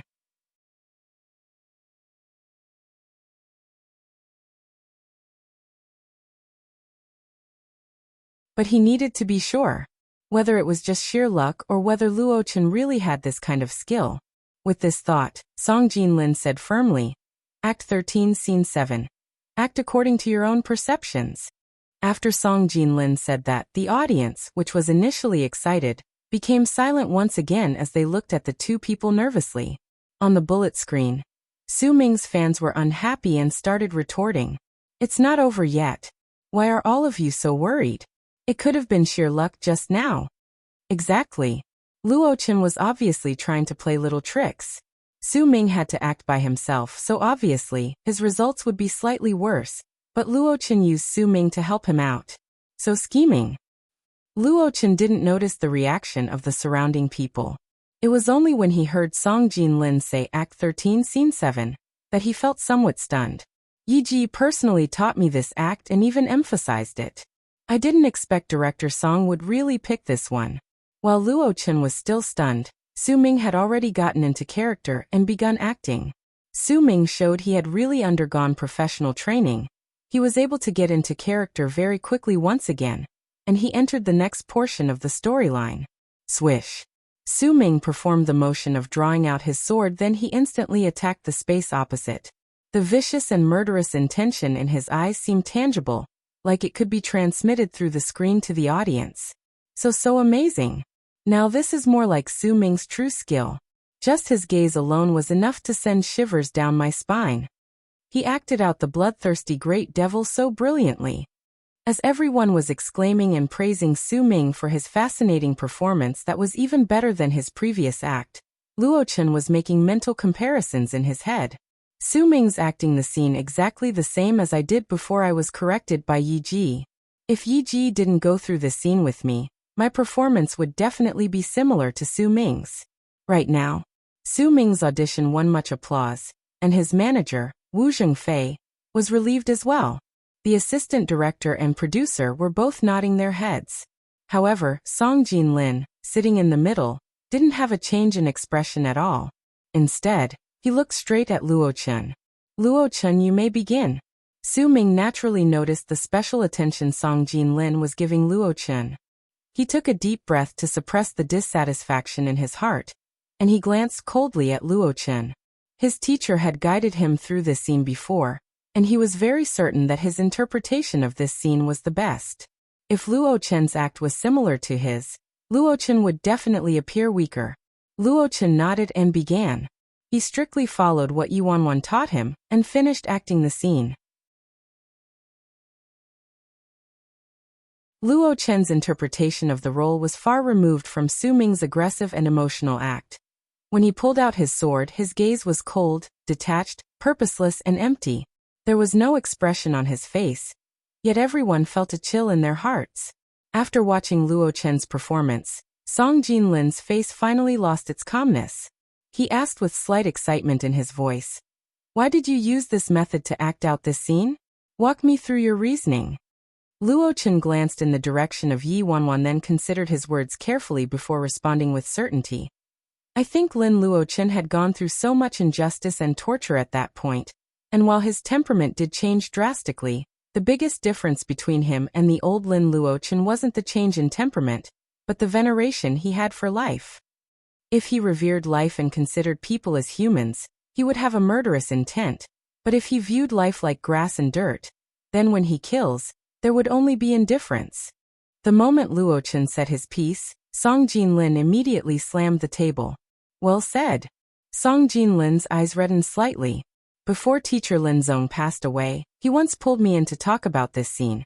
At that time, he said the greatest change in Lin Luo Chen was exactly as you said just now. Luo Chen, you're pretty good. I can tell you studied this character diligently. When Song Jinlin said that, Yi Wanwan heaved a sigh of relief. She knew Luo Chen had successfully secured this role. Liked it. Take a second to support novels on Patreon.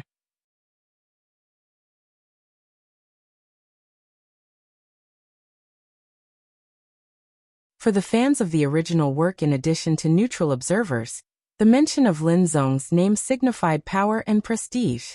When Song Jinlin said that, everyone viewed Luo Chen in a different light. Amazing. He's truly the original. That's why he has a more thorough understanding of the character. He even managed to hit teacher Lin Zong's intention on the mark. Thanks to the production team for the live broadcast of the casting, allowing us to witness the return of the Lin Luo Chen in our hearts.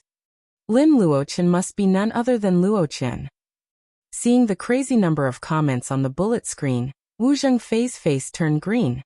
Initially, he wanted to boost Su Ming's reputation, and had even gotten someone to draft all kinds of news releases already. Who'd have known that Su Ming would actually be used as a cat's paw instead, allowing that guy to walk all over him? They even chose to broadcast the entire casting live.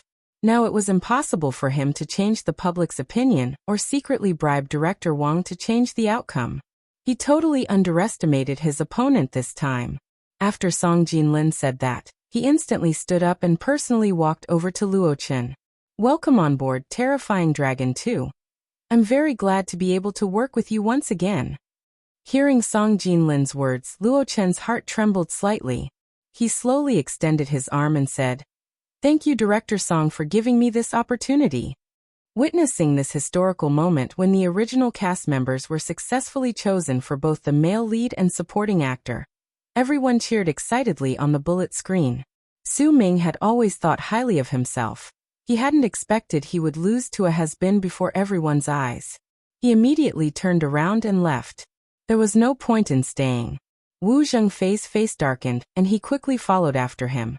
However, when When he brushed past Luo Chun suddenly said icily, "Mr. Wu, did you forget something?" Yi Wanwan raised her brows slightly. She didn't think the little sheep would attack. Wu Zhengfei gritted his teeth and apologized, smiling hypocritically. "I'm really sorry, Manager Ye's tricks were indeed amazing. I was wrong about Luo Chun. But one's reputation lasts forever and there's still a long way to go. You can't just rely on your little tricks to get by in the entertainment industry." Once he was done, he harumphed and walked away. After Yi Wanwan and the director discussed some details of the collaboration, she left the building with Luo Chun. The casting they had prepared so long for had finally come to an end, and Yi Wanwan could finally loosen up a little. Dazzling media. After they returned to the office, Yi Wanwan quickly prepared the arrangements required for Luo Chen's signing of the contract. Luo Chen's team started preparing as well. When Yi Wanwan put up a recruitment notice, she left to go to Country B at the last minute, so she only managed to recruit a single assistant. Terrifying Dragon 2 is your first show since your comeback. I think I don't have to stress the importance of this show to you. Now I need you to do just one thing. Focus on going over the script. As for the other matters, I will. Yi Wanwan was sitting in front of her desk and was speaking to Luo Chun when urgent knocks rang on the door. "Please come in." Assistant Xiao Qing looked frantic as she pushed the door open and entered. She looked at Luo Chun and Yi Wanwan anxiously and said, "Yi Ji, we're in trouble. The production crew just called us to tell us that." "What is it?" Yi Wanwan furrowed her brows. "They said they replaced the supporting actor with someone else, and they won't need Luo Chun anymore." "What?" When Yi Wanwan heard that, she was stunned. Luo Chun's face gradually turned pale. "Liked it? Take a second to support novels on Patreon.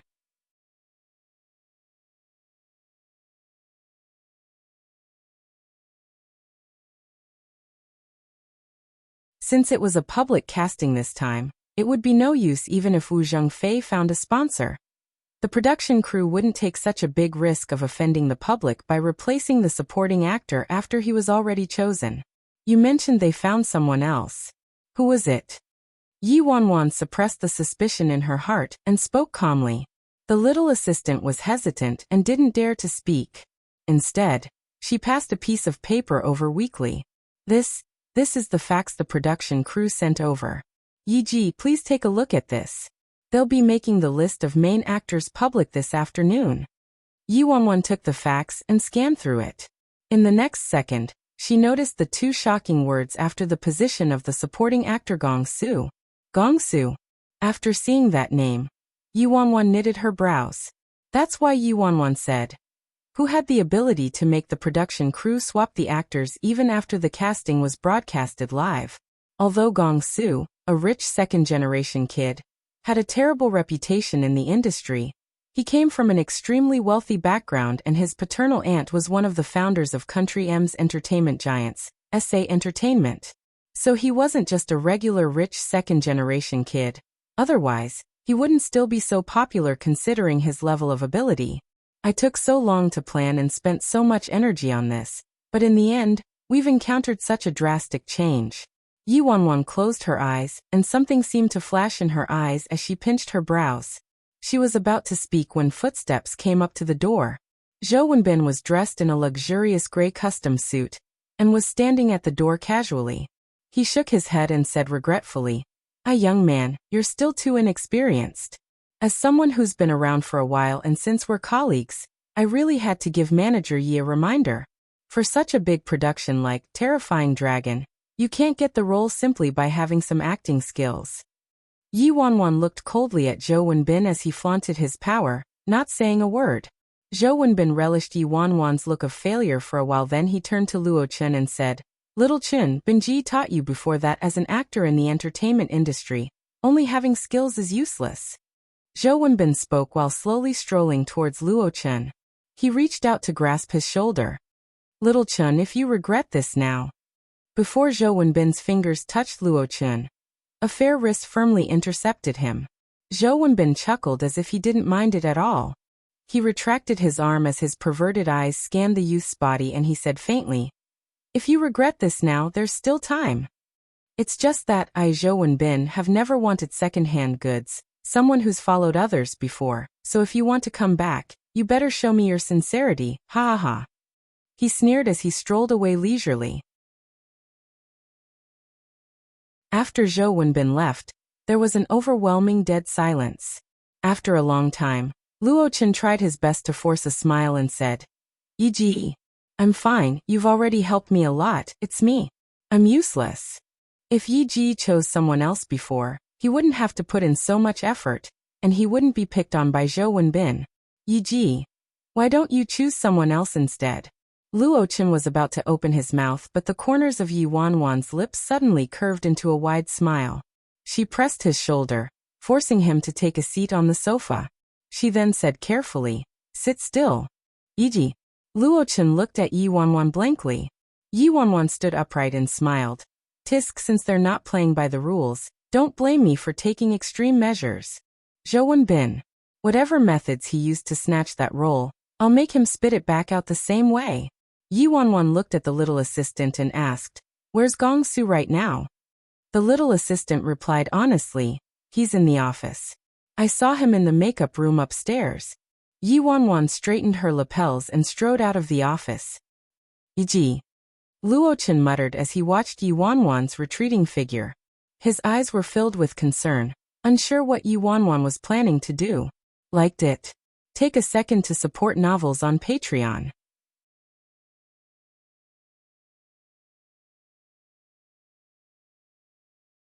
Upstairs in the makeup room, Gong Su leaned against a big, comfortable chair with his legs crossed and a phone in his hand. He was currently engrossed in his game while the hairstylist, makeup artist, and stylist frantically worked around him. There were two little assistants by the side. One of them held a massive coconut, standing beside him attentively. Once Gong Su moved his gear to neutral, she would have to bring the coconut over carefully and let him have a sip. The other person was standing a few steps away, busy snapping photos of him. "Suji, it's done. Please take a look to see if these are all right." The assistant brought the camera over nervously for approval. Gong Su took a quick glance and the disapproval was evident on his face. "TSK, you didn't even get a good shot of young master's stunning looks." The little assistant quickly tried to suck up to him. "How could that be, Suji? You don't have a single bad angle. You look good no matter how you're photographed." Gong Su did not care for such flattery anymore, and simply picked a couple of photos impatiently. This, and this. Send them to my phone. I'm posting them on Weibo." "Yes, right away. Don't forget to Photoshop all the pimples on my forehead." Yes. After the photos were done with, Gong Su posted them on Weibo with a sorrowful expression. He attached a photo of himself first, then smacked his lips and typed out a sentence. "It's been 3 days since I met you and I haven't received any news about you. Little candied plum, there's an endless sea of people. How can I find you?" The little assistant beside him leaned over and read the post. Her face darkened instantly. "Our dear artist is starting up his tricks again and asking for trouble. My heart is so tired. Fuck. Lighter. Do you know how precious a strand of young master's hair is?" Sorry. The hairstylist apologized profusely. Lately, Gong Su's mood had been exceptionally irritable, and he was harder to work on. These people could only blame their bad luck. Everyone was fearfully trying to manage this little ancestor. Suddenly, there was a loud bang that came from the door. Someone had kicked it open from the outside. All they saw was a young man standing at the door casually. After he swept his gaze at everyone in the room slowly, his eyes landed upon Gong Su. The man gave him a forced smile. Gong Su stared at that insolent man who dared to kick open the door of his makeup room. "Who are you?" After the little assistant next to Gong Su saw the man, she quickly whispered into Gong Su's ear. "Suji, he's that Yi Bai I mentioned to you before. This guy probably knows that you snatched Luo Chen's role and is looking for trouble now. He's Yi Bai." Gong Su raised his brows. After Yi Wanwan locked onto her target, she didn't say anything as she curled her lips and walked towards Gong Su step by step. When she got to him, she placed one foot on Gong Su's chair. A strong sense of oppression hit him in the face. Gong Su subconsciously cowered and yelled, "Aye, what do you want? Trying to rebel, huh?" Yi Bai, what are you doing? The two assistants panicked as well. They berated her while shouting towards the door. Security. Where's security? Yi Wanwan tapped a photo in her phone leisurely and placed it right in front of Gong Su, letting him take a look. The moment Gong Su, who was still yelling, saw that photo, he was completely stunned. Damn. Isn't this my little candied plum? Why would this chap have a photo of my little candied plum? Liked it. Take a second to support novels on Patreon.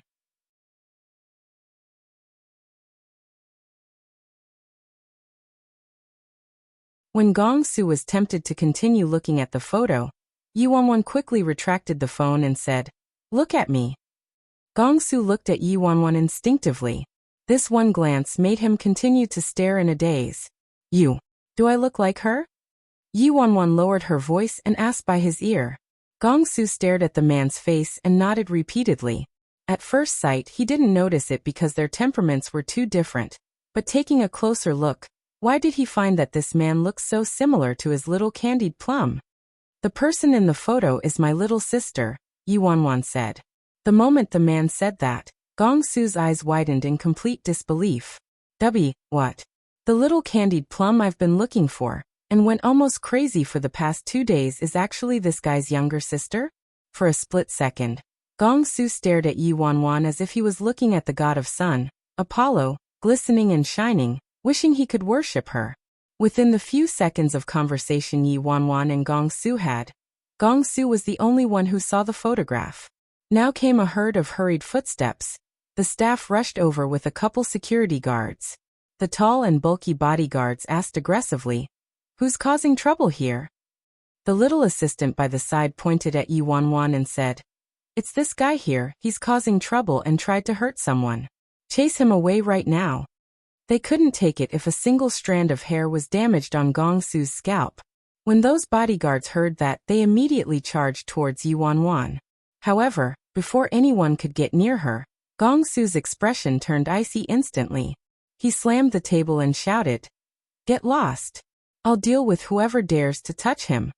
Seeing Gong Su's reaction, the two little assistants and staff were taken aback. The bodyguards looked at each other, confused and not daring to move. The little assistant quickly got closer to Gong Su and asked cautiously, Suji, what is it? This insolent guy here offended you just now, right?" Gong Su immediately roared at him. "Offended your grandfather? Who said you could shout at my Yiji?" The little assistant's face was covered in his spit, and she was completely stunned. "Ha!" Gong Su ignored his assistant. He stood up and pulled out the chair he was just sitting on. He looked at Yi Wanwan and lavished her with praise. Yiji, take a seat." Seeing how Gong Su made a complete 180, everyone in the room looked at each other, confused and dumbstruck. They had no idea what was going on.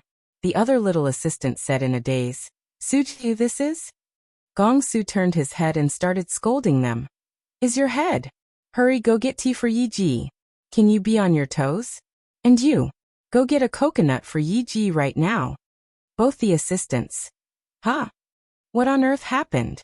Why did our great young master, second-generation ancestor, suddenly become so polite and respectful towards Yi Bai?"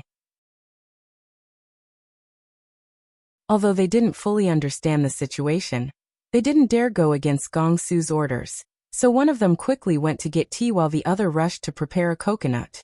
Gong Su personally took the big coconut, placed a straw in it, and held it close to Yi Wanwan. "Yiji, have a drink, have a drink." Yi Wanwan forced a smile and looked suspiciously at the man with that beautiful, dazzling and handsome face. Then she supported her forehead with one hand and said faintly, "I heard that young Master Gong intends to act in Terrifying Dragon 2? Liked it? Take a second to support novels on Patreon."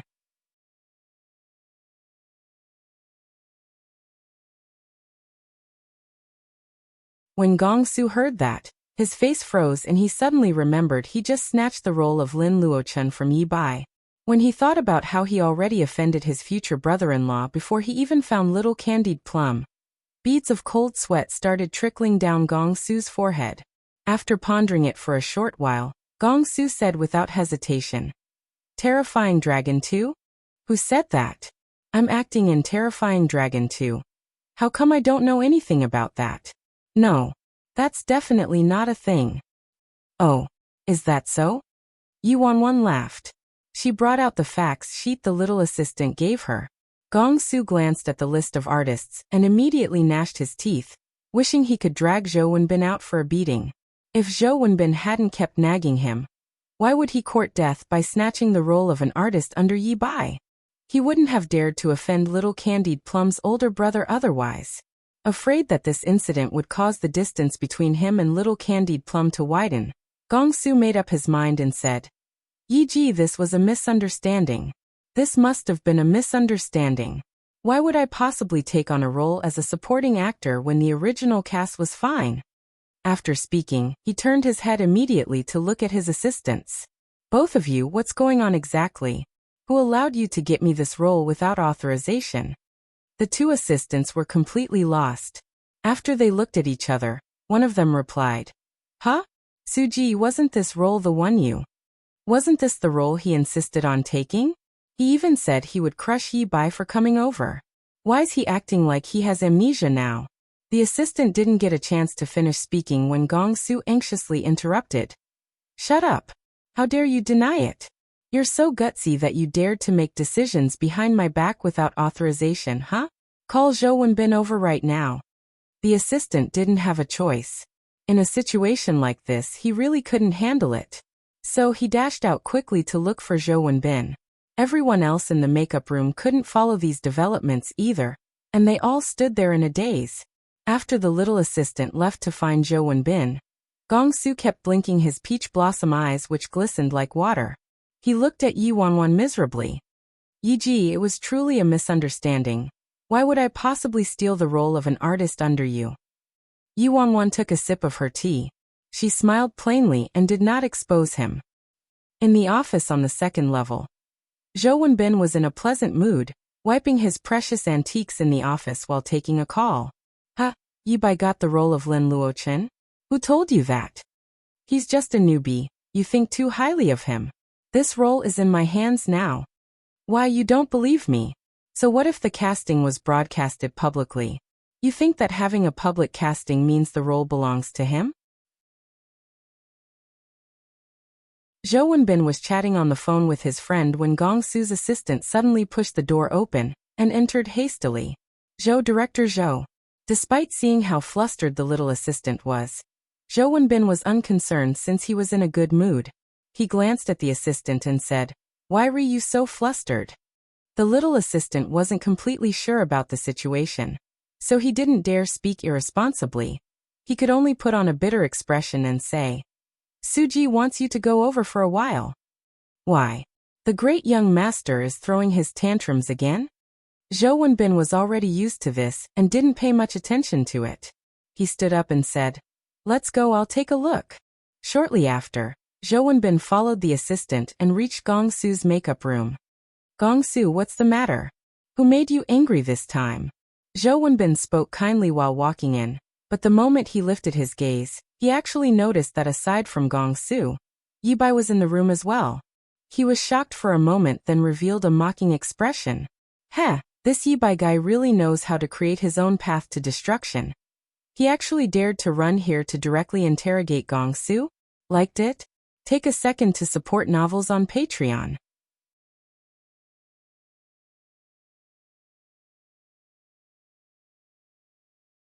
Chapter 471. Get someone else to do it. Gong Su's expression implied that he would bite whoever dared to ruin his reputation in front of his future brother-in-law. Seeing as Gong Su was telling a bare-faced lie, Zhou Wenbin's face was as black as the underside of a pot, but he could only force himself to say, How could that be? Of course not. Only then was Gong Su satisfied as he sneered. So, on the surface you obeyed orders, but you secretly took matters into your own hands behind my back. You made this mess, so you have to fix this yourself. You call the production team right now to clear things up. I will never take this role. How could he refuse the role that's already in his hands, and present it to Luo Chen personally? When Zhou Wenbin heard that, his face turned ugly. He suppressed the darkness in his eyes, walked over to Gong Su's side and coaxed him nicely. Gong Su, the production team has already selected you for this role, and will be making it public soon. Suddenly saying that you don't want to act anymore. It's really hard for my side to explain this to the production team. We definitely can't back out now. Zhou Wenbin obviously wouldn't give up on the role so easily. How could Yi Wanwan not know what Zhou Wenbin was thinking about? She smiled and said, Director Zhou's really humble. I just discussed the collaboration with the production team, and when I returned to the office, I was informed about the change of actor for the supporting role. I'm sure everyone knows how efficient you are, Director Zhou. Zhou Wenbin was frustrated and immediately lashed out at Yi Bai. I was speaking to Gong Su. Who are you to interrupt? Who do you think you are? The moment Zhou Wenbin spoke, Gong Su slammed the table and roared. Zhou Wenbin, is this how you speak to Yi Ji? Yi Ji? When Zhou Wenbin heard how Gong Su addressed Yi Bai, his eyes opened wide in utter disbelief. Gong Su actually called Yi Bai Yi Ji? What exactly is going on here? Gong Su stroked his fringe as the noble and haughty aura around him suddenly dissipated. TSK, you can't change it? Sure. If you can't do it, why don't I get someone else to do it?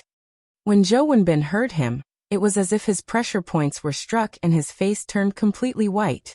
This brainless great young master, Gong Su, is easy to talk to when he's in a good mood, but when his temper rises, there's nothing he won't do. If he gets so mad that he wants a change in manager, it's all over.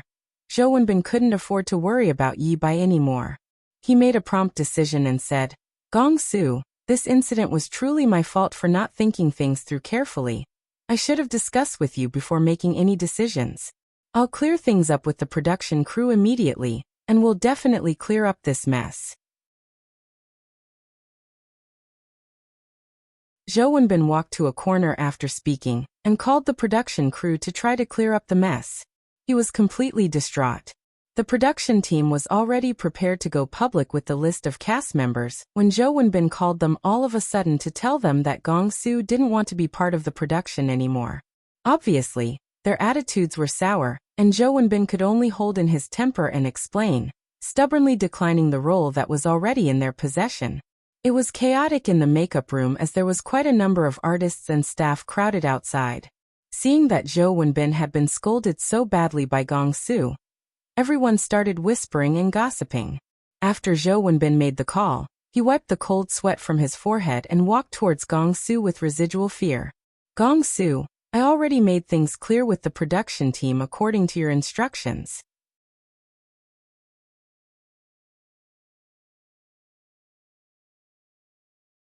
Chapter 472. Just take me in. Yi Wanwan forced a smile, and looked into the man's eyes that were as sparkly as the stars. Young Master Gong is too polite. There's no need for the treat. When Gong Su heard that, he instantly panicked and felt he had definitely left a bad impression on Yi Bai due to his snatching of the role. He was afraid Yi Bai would never let him near his sister. How can I simply let this go? I put in so much effort just to find my little candied plum. I have to quickly get into Yi Bai's good books. But, how do I do that? Gong Su felt like he was on the hot seat, but his eyes suddenly lit up, and he seemed to have thought of something. Gong Su put on an experienced and jaded expression. Acting helpless, he sighed and said, Yi Ji, my reputation in the industry has been bad all these years, all because I was matched to irresponsible managers. I've suffered so badly under them. That's why I really admire Luo Chun. He has a manager like Yi Ji who's so responsible and has good foresight, not to mention being very good-looking. Yi Ji, I won't hide it from you. From the very first day you stepped into the company, I knew you were no ordinary person. With so many artists in the company, why else would you pick Luo Chun, someone with so much potential? Before, you mentioned that unless Zhou Wenbin exchanged me for Luo Chun, you wouldn't consider giving Luo Chun up. This really made me feel extremely honored. Yi Wanwan, watching Gong Su, this great young master with an ego higher than the sky, trying to win over Yi Bai so eloquently with a deluge of heavenly flowers, Zhou Wenbin's expression looked as if he had just seen a ghost. Darn it! What's with Gong Su today? Is he possessed? When Gong Su was done currying favor, he asked, Yi Ji, I know my skills are weak, but I have a heart that's willing to work diligently to improve. I'm just lacking a talent scout like Yi Ji, who's so good at teaching. So, Yi, could you please take me in? When Zhou Wenbin saw Gong Su currying favor with Yi Wanwan, his face was just gloomy, but the moment he heard this, his pupils constricted. The corners of Yi Wanwan's lips twitched. Take you in. Gong Su nodded like a chicken pecking at grains. Yi, I really want to work with you. Yi, please be my manager, alright? Yi Wanwan. To any other artist, having a change in manager was an extremely important matter, but coming from Gong Su's mouth, it sounded like he was just changing his watch or phone. The second Gong Su said he wanted a change in manager, all the assistants and staff in the makeup room, including all the onlookers at the door, were so shocked that their chins dropped to the floor. Damn! What did we just hear? Gong Su actually wants a new manager, and even took the initiative to ask to work under Yi Bai. Zhou Wenbin's face was terribly pale. His face suddenly changed as he turned to Gong Su.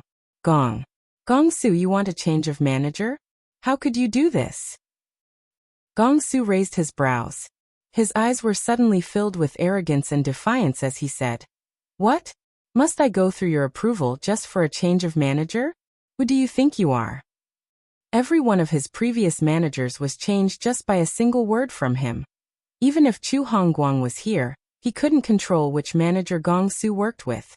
Gong Su didn't bother with Zhou Wenbin. Instead, he moved closer to Yi Wanwan in an obedient and adorable manner. Yi, is that alright? Is that alright? Please take me in. I promise I'll listen to you obediently. I'll listen to everything you say.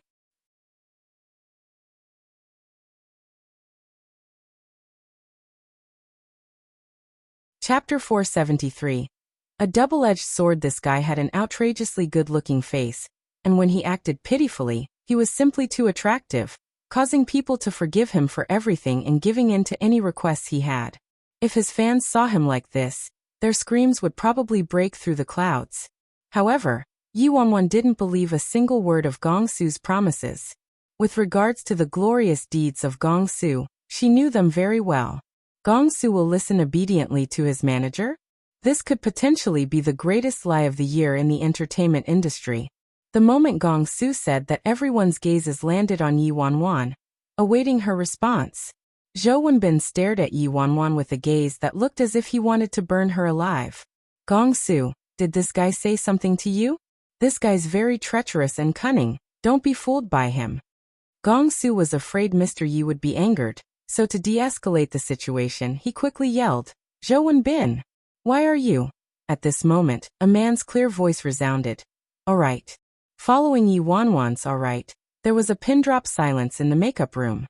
Gong Su was speechless. He was stunned at first, like he was in disbelief, then both his eyes suddenly sparkled. He turned to Yi Wanwan excitedly.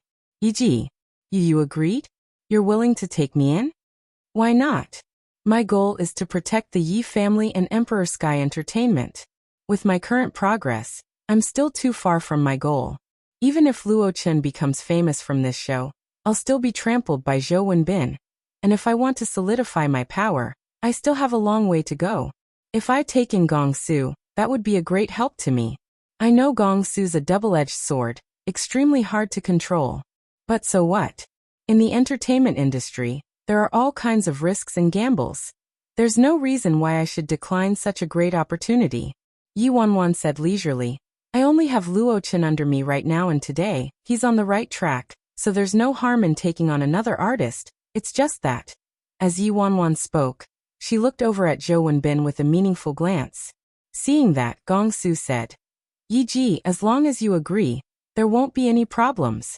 Don't worry about any other issues, I'll settle them.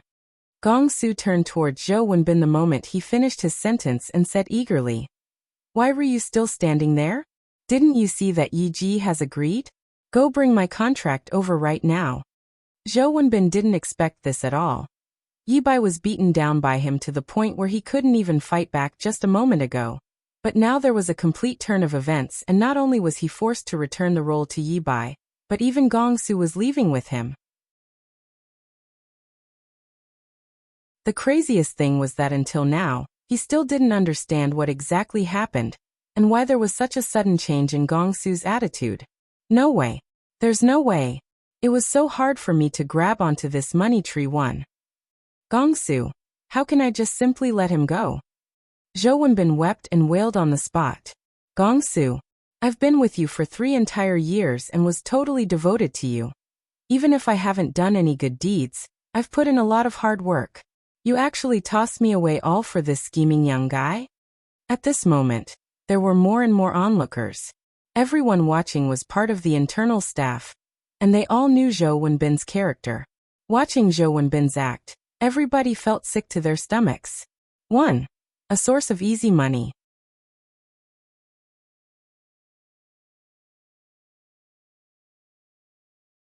Chapter 474. I belong to you now today. After witnessing Zhou Wenbin being discarded by Gongsu, everyone felt he deserved it, and watching his hypocritical act, all of them looked down on him as they whispered to each other. Although I really don't know what's going on with Gongsu, Zhou Wenbin's just disgusting. Good deeds and hard work. Put in a lot of hard work? How did he manage to get all that out of his mouth? Exactly. Ever since he got Gongsu, he depends entirely on this golden thigh and tyrannizes the company, bullies the staff and collects a high commission by force. He's motivated by personal gain. Just how many artists were exploited by him? This is his retribution. He had this day coming when he gets tossed aside by Gongsu, a tiger with no teeth. Let's see how he can continue to be arrogant like that. Gongsu looked suspiciously at Zhou Wenbin's so-called hardworking and loyal face, and a hint of iciness appeared in his dazzling eyes as he sneered. Zhou Wenbin, stop acting all nice and pitiful here. Don't you have any idea how much you've profited from me? Or do you really think I'm a rich fool with more money than sense? Hearing that, the cold sweat on Zhou Wenbin's forehead came trickling down immediately. This was the first time he realized that although this prince was arrogant and despotic, ignorant and incompetent, he wasn't an idiot who could be deceived so easily. At this moment, Zhou Wenbin finally started to panic. Gongsu, you can't do this to me, you can't. As the last few years had been going so smoothly, he had increasingly shown no restraint and offended many people. Chu Hongguang had also been monitoring him closely, tempted to chase him out of the company. Once he lost an artist like Gongsu, he couldn't imagine what would happen to him. Gongsu wasn't someone with patience. He had already reached his limit after wasting so much time. Thus, he made a call to the Human Resources Department. This incident had been blown out of proportion, so the Human Resources Department had already heard about the incident, and the news about Zhou Wenbin losing favor.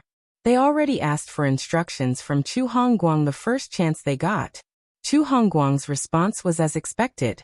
Thus, right after Gongsu made the call, the Human Resources Department had already prepared the entire process and procedures required for a manager replacement with the highest efficiency. The director of the Human Resources Department personally rushed over with the contract for the new manager. Seeing how efficient the Human Resources Department was, Great Young Master Gong's face turned gentler. He took the contract from the director, flipped to the last page without reading it and signed his name. Then he walked to Yi Wanwan cheerfully. Yi Ji, please take a look. If you have no problems with it, you may sign it. Gongsu's peach blossom eyes flickered, urging Yi Wanwan. His head was filled with beautiful pink fantasies. Ah, my little candied plum. I'll be able to take advantage of my job, and use my tricks to find out about little candied plum, or ask for her phone number or something. Yi Wanwan was a little speechless by that scorching stare, but she still took the contract and signed her name. When Zhou Wenbin witnessed Yi Wanwan signing her name, it was as if he lost his soul. His face turned ashen and he looked lifeless. Gongsu held up the new contract with both hands like it was his baby, and he looked as if he wanted to turn into a butterfly and fly around the room. Yi Ji, from today onwards, I belong to you.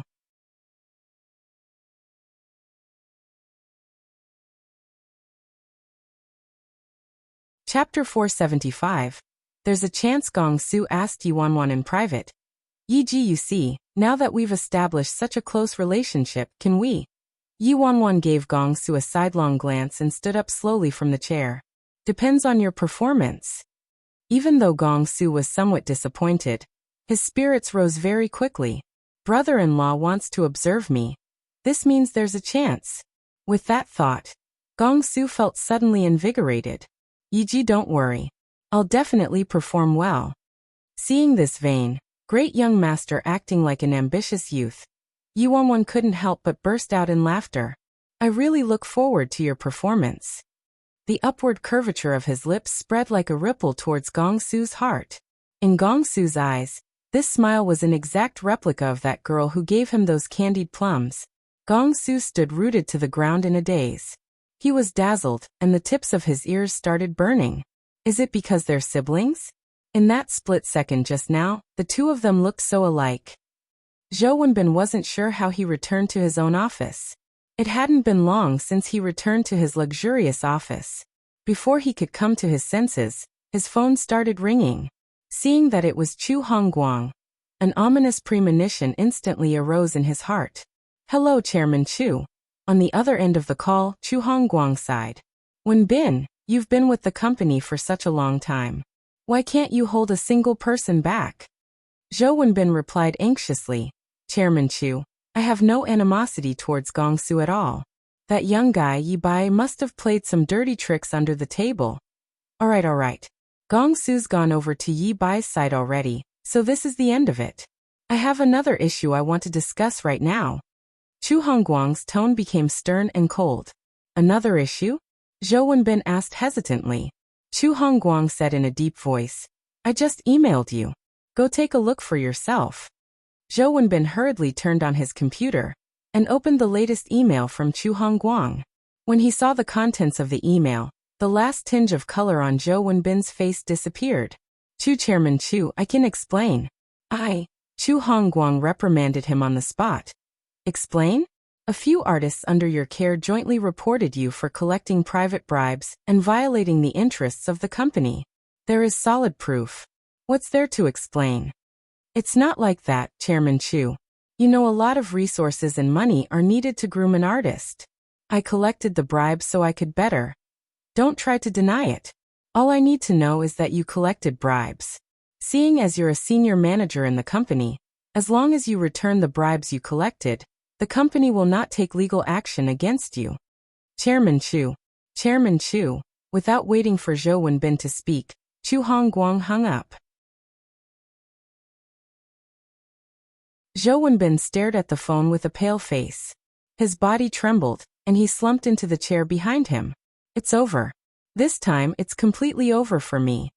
In Yi Wanwan's office. Ever since Yi Wanwan suddenly left the office, Luo Chen had been sitting on the sofa in a daze without moving. Unsure how much time passed, a pair of urgent footsteps appeared before the door was pushed open by someone. The little assistant stood at the door, surprised to see Luo Chen inside. Luo Chen, why were you still here? Luo Chen lowered his head like he had lost all the light in him and said in a hoarse voice, Xiao Qing, I want to return to Zhou Wenbin. Huh? What did you say? Xiao Qing's eyes widened. Luo Chen balled his fists so tightly that they turned white. The redness in his eyes was the result of his internal struggle as he declared firmly, I don't want to drag Yi Ji down anymore. Xiao Qing was stunned and quickly said, Luo Chen, you don't know about Zhou Wenbin yet. He's already been fired by the company.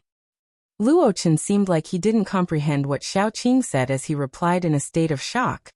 What did you say? Zhou Wenbin's fired? How is that possible? Xiao Qing immediately told Luo Chen everything that happened upstairs in the makeup room. Luo Chen was completely dumbfounded. His eyes, which were dull and lifeless at first, were now filled with disbelief.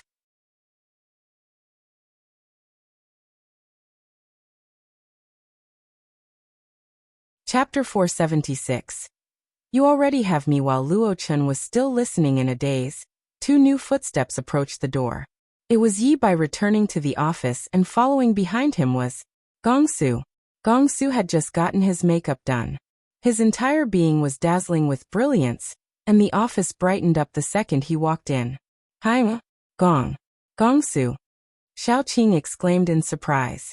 Wherever Gong Su went, the stars would twinkle around him along with numerous bodyguards surrounding him. Even though they worked in the same company, the little assistant had never seen Gong Su in such close proximity. Now that she had met him, She was so excited that she nearly fainted. "Hello, little sweetheart, pleased to meet you. We're a family now." When Gongsu saw her reaction, he became cockier, revealing faintly discernible little canine teeth when he smiled, causing the little assistant to go crazy. Yi Wanwan coughed lightly and glanced at Gongsu helplessly, indicating to him that he should probably stop. Gongsu then exercised a little restraint. He turned to Luo Chun, who was still sitting at the side in a daze, and raised his brows. "Yi Ji, this is the guy under your care, Luo Chun?" "N." Yi Wanwan nodded, then turned to Luo Chun and said gently, "Luo Chun, Gongsu just signed on to work under me, say hello." Gongsu was sitting on the sofa casually. When he saw that Yi Wanwan spoke in a much gentler tone towards Luo Chun, there was an inexplicable uneasiness in his heart.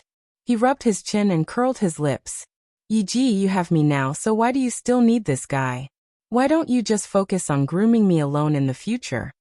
Hearing that, Luo Chun, who was about to greet Gongsu, froze. Yi Wanwan's face darkened as well. "I really underestimated this Gongsu. He just started working with me and now his true nature's beginning to show." Yi Wanwan immediately shot a look of warning towards Gongsu. "If you want to continue working with me, don't let me hear something like that ever again." Gongsu saw Yi Wanwan was angered, so he swiftly brought out his signature smile. "Yi Ji, don't be mad, I was just joking." Luo Chen still didn't look too pleased and his face turned dull as well. "Yi Ji, let's go have a meal together later. Consider it a celebration of me joining the team," Gongsu suggested unabashedly. Yi Wanwan was tidying up some work from Gongsu's transfer as she replied, "Another day. I have to deal with some paperwork first." "You're busy in the evening?" Gongsu asked. Yi Wanwan answered without even looking up. "I made plans this evening." "What plans?" Gongsu asked again, unwilling to give up. "A date with my girlfriend," Yi Wanwan replied. Oh, this finally shut Gongsu up. His expression was as listless as a child who was refused his candy. A few hours went by in a flash and the sky started to turn dark. Yi Wanwan saw that it was almost time to go, so she quickly packed up her things, then rushed out of the company building. From entering dazzling by solving Han Xianyu's crisis to signing Luo Chen, then successfully helping Luo Chen get the supporting role in the terrifying Dragon sequel, and today, surprisingly managing to topple Zhou Wenbin, this greatest enemy of hers, and even signing Gongsu, she had come a long way. After being reborn, she put in so much effort and hard work for so long, and things were finally moving in the right direction. At this very moment, she really wanted to share this news with someone. In this split second, the first person that popped into her head was unexpectedly that lonely figure in the night wind.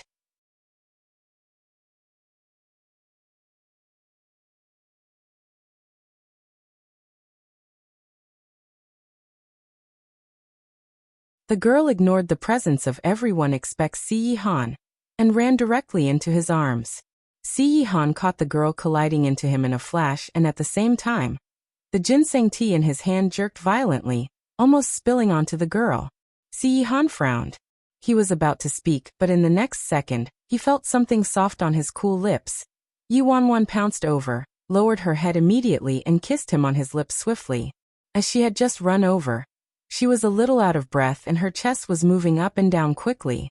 Her eyes glistened like the stars in the galaxy and were filled with life and vigor as she said, "Darling, I'm back. Did you miss me?" The cloud of gloominess around Si Han that arose from Si Xiao's comments immediately dissipated the moment she crashed into his arms. Yi Wanwan's bright eyes focused on him. Her face eagerly sought praise as she said, "Quick, praise me. I've been promoted. And I also recruited another artist. Am I awesome or what?" Si Han placed his cup down and held her in his lap, then praised her very obediently. "And not bad." Su Yi, who was worried to death his master would be angry. The little young master Si, who thought he had finally been successful in his taunting, but who lost his chance before he could rejoice. That you're tuning in to the Li Mei's Wuxia Whispers YouTube channel.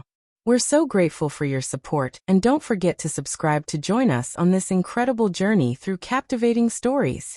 Your generosity through donations truly makes a world of difference, as it's the primary source of revenue that allows me to expand and enhance this channel for you. Thank you from the bottom of my heart for being a part of this adventure.